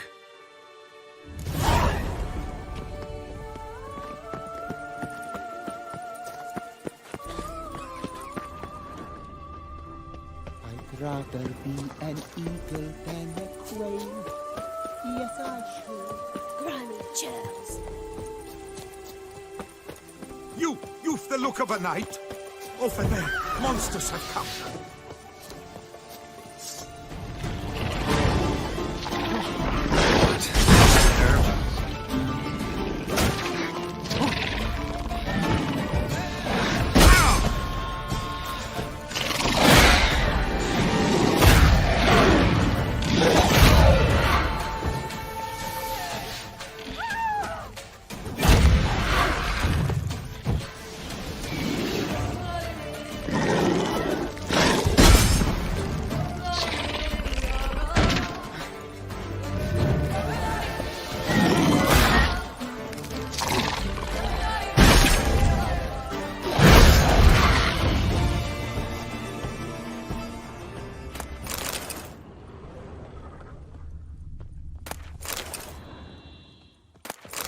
Gotta blow this up if I want to get rid of the Endrigas.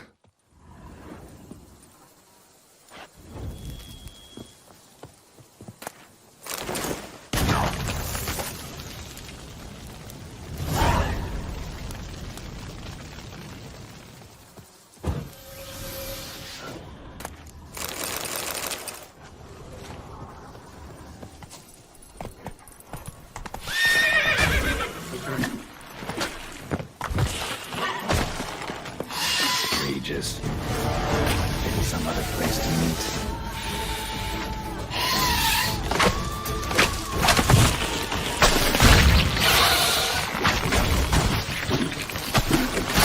Your head from my saddle.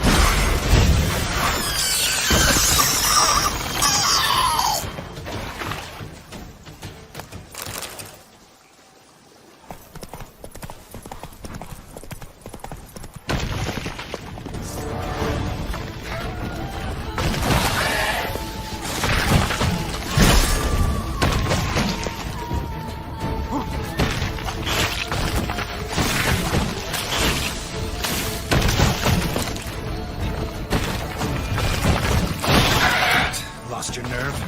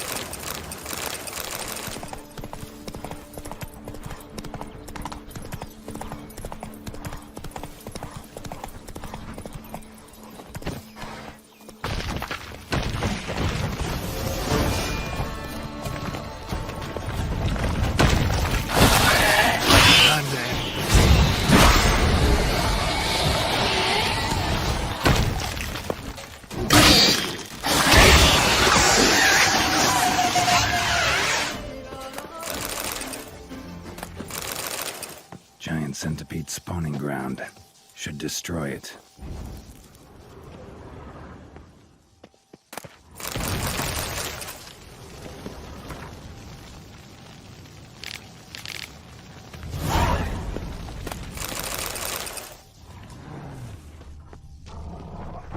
Ah!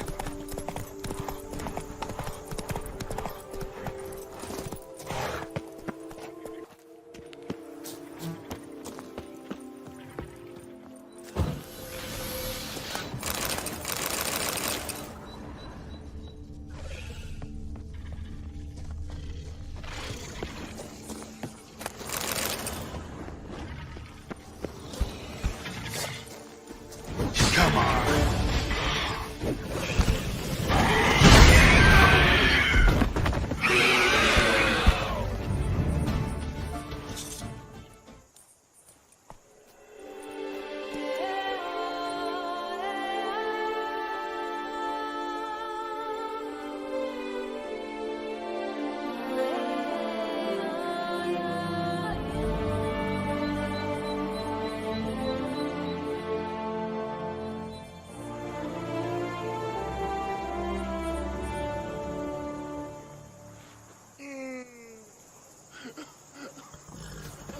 Boy, is my bum ever ready to blow.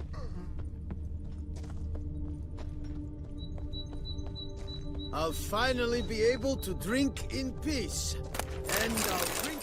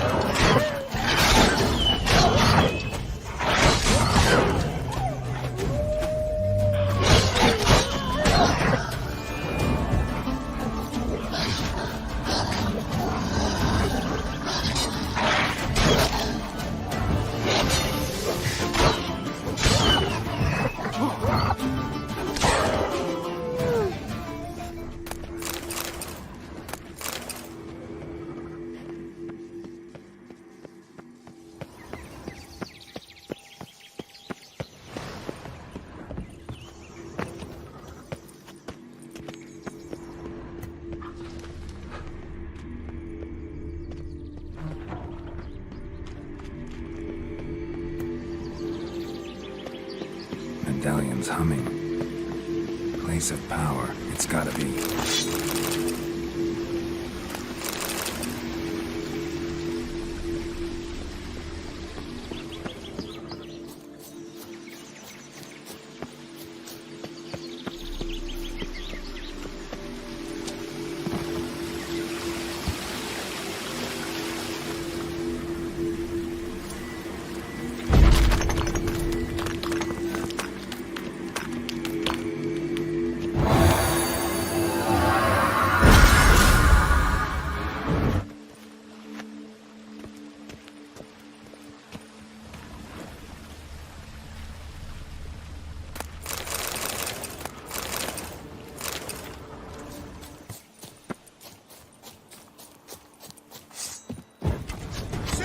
Lost your nerve?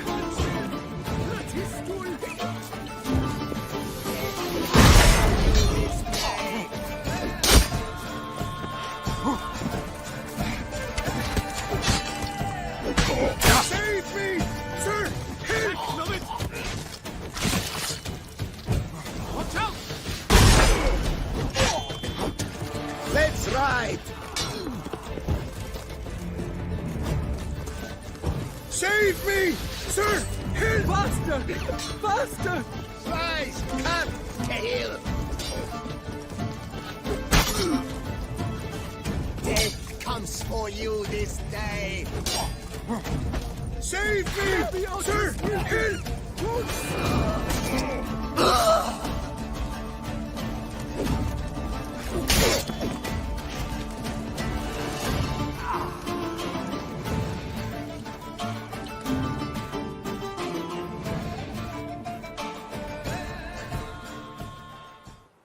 I thank you, sir. Were it not for you, well, those bandits were not pulling pranks. I could pound some new steel for you in gratitude, but I must first return to my workshop in Belgard. Let's go. No time to lose.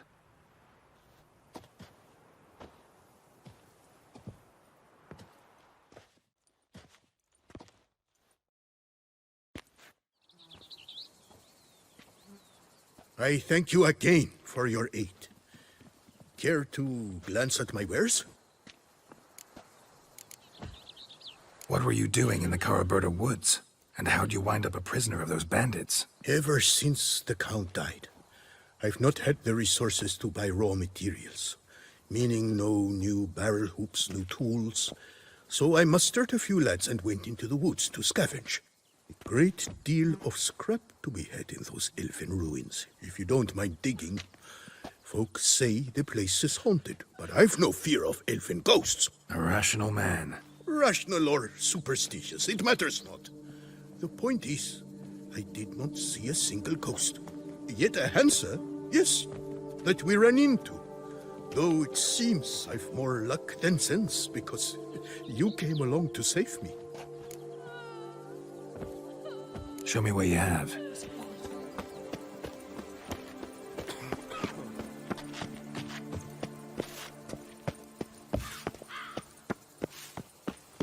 Tended to Belgard's problems. Vineyard should be in as good a shape as ever. Splendid. And thus, officially by the power vested in me, I grant you title to the Belgard Vineyard, and trust that you shall make good use of its grounds and resources.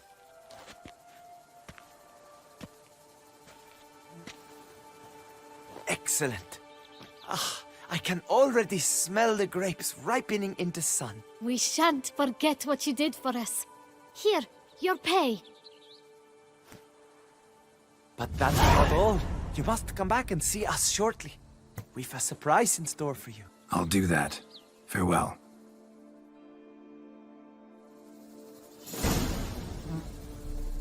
So good to see you, Witcher. Witcher, glad to see you. Master Witcher, the debt I owe I can never hope to repay, not in all my life. First, you ripped me from the Hansa's clutches. Now, thanks to you, the vineyard prospers like never before. You, sir, are owed a very good price on my goods.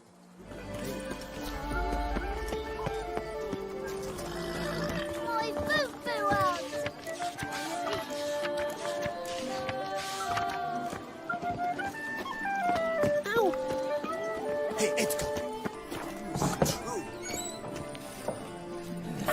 Welcome to my humble establishment. What land do you hail from?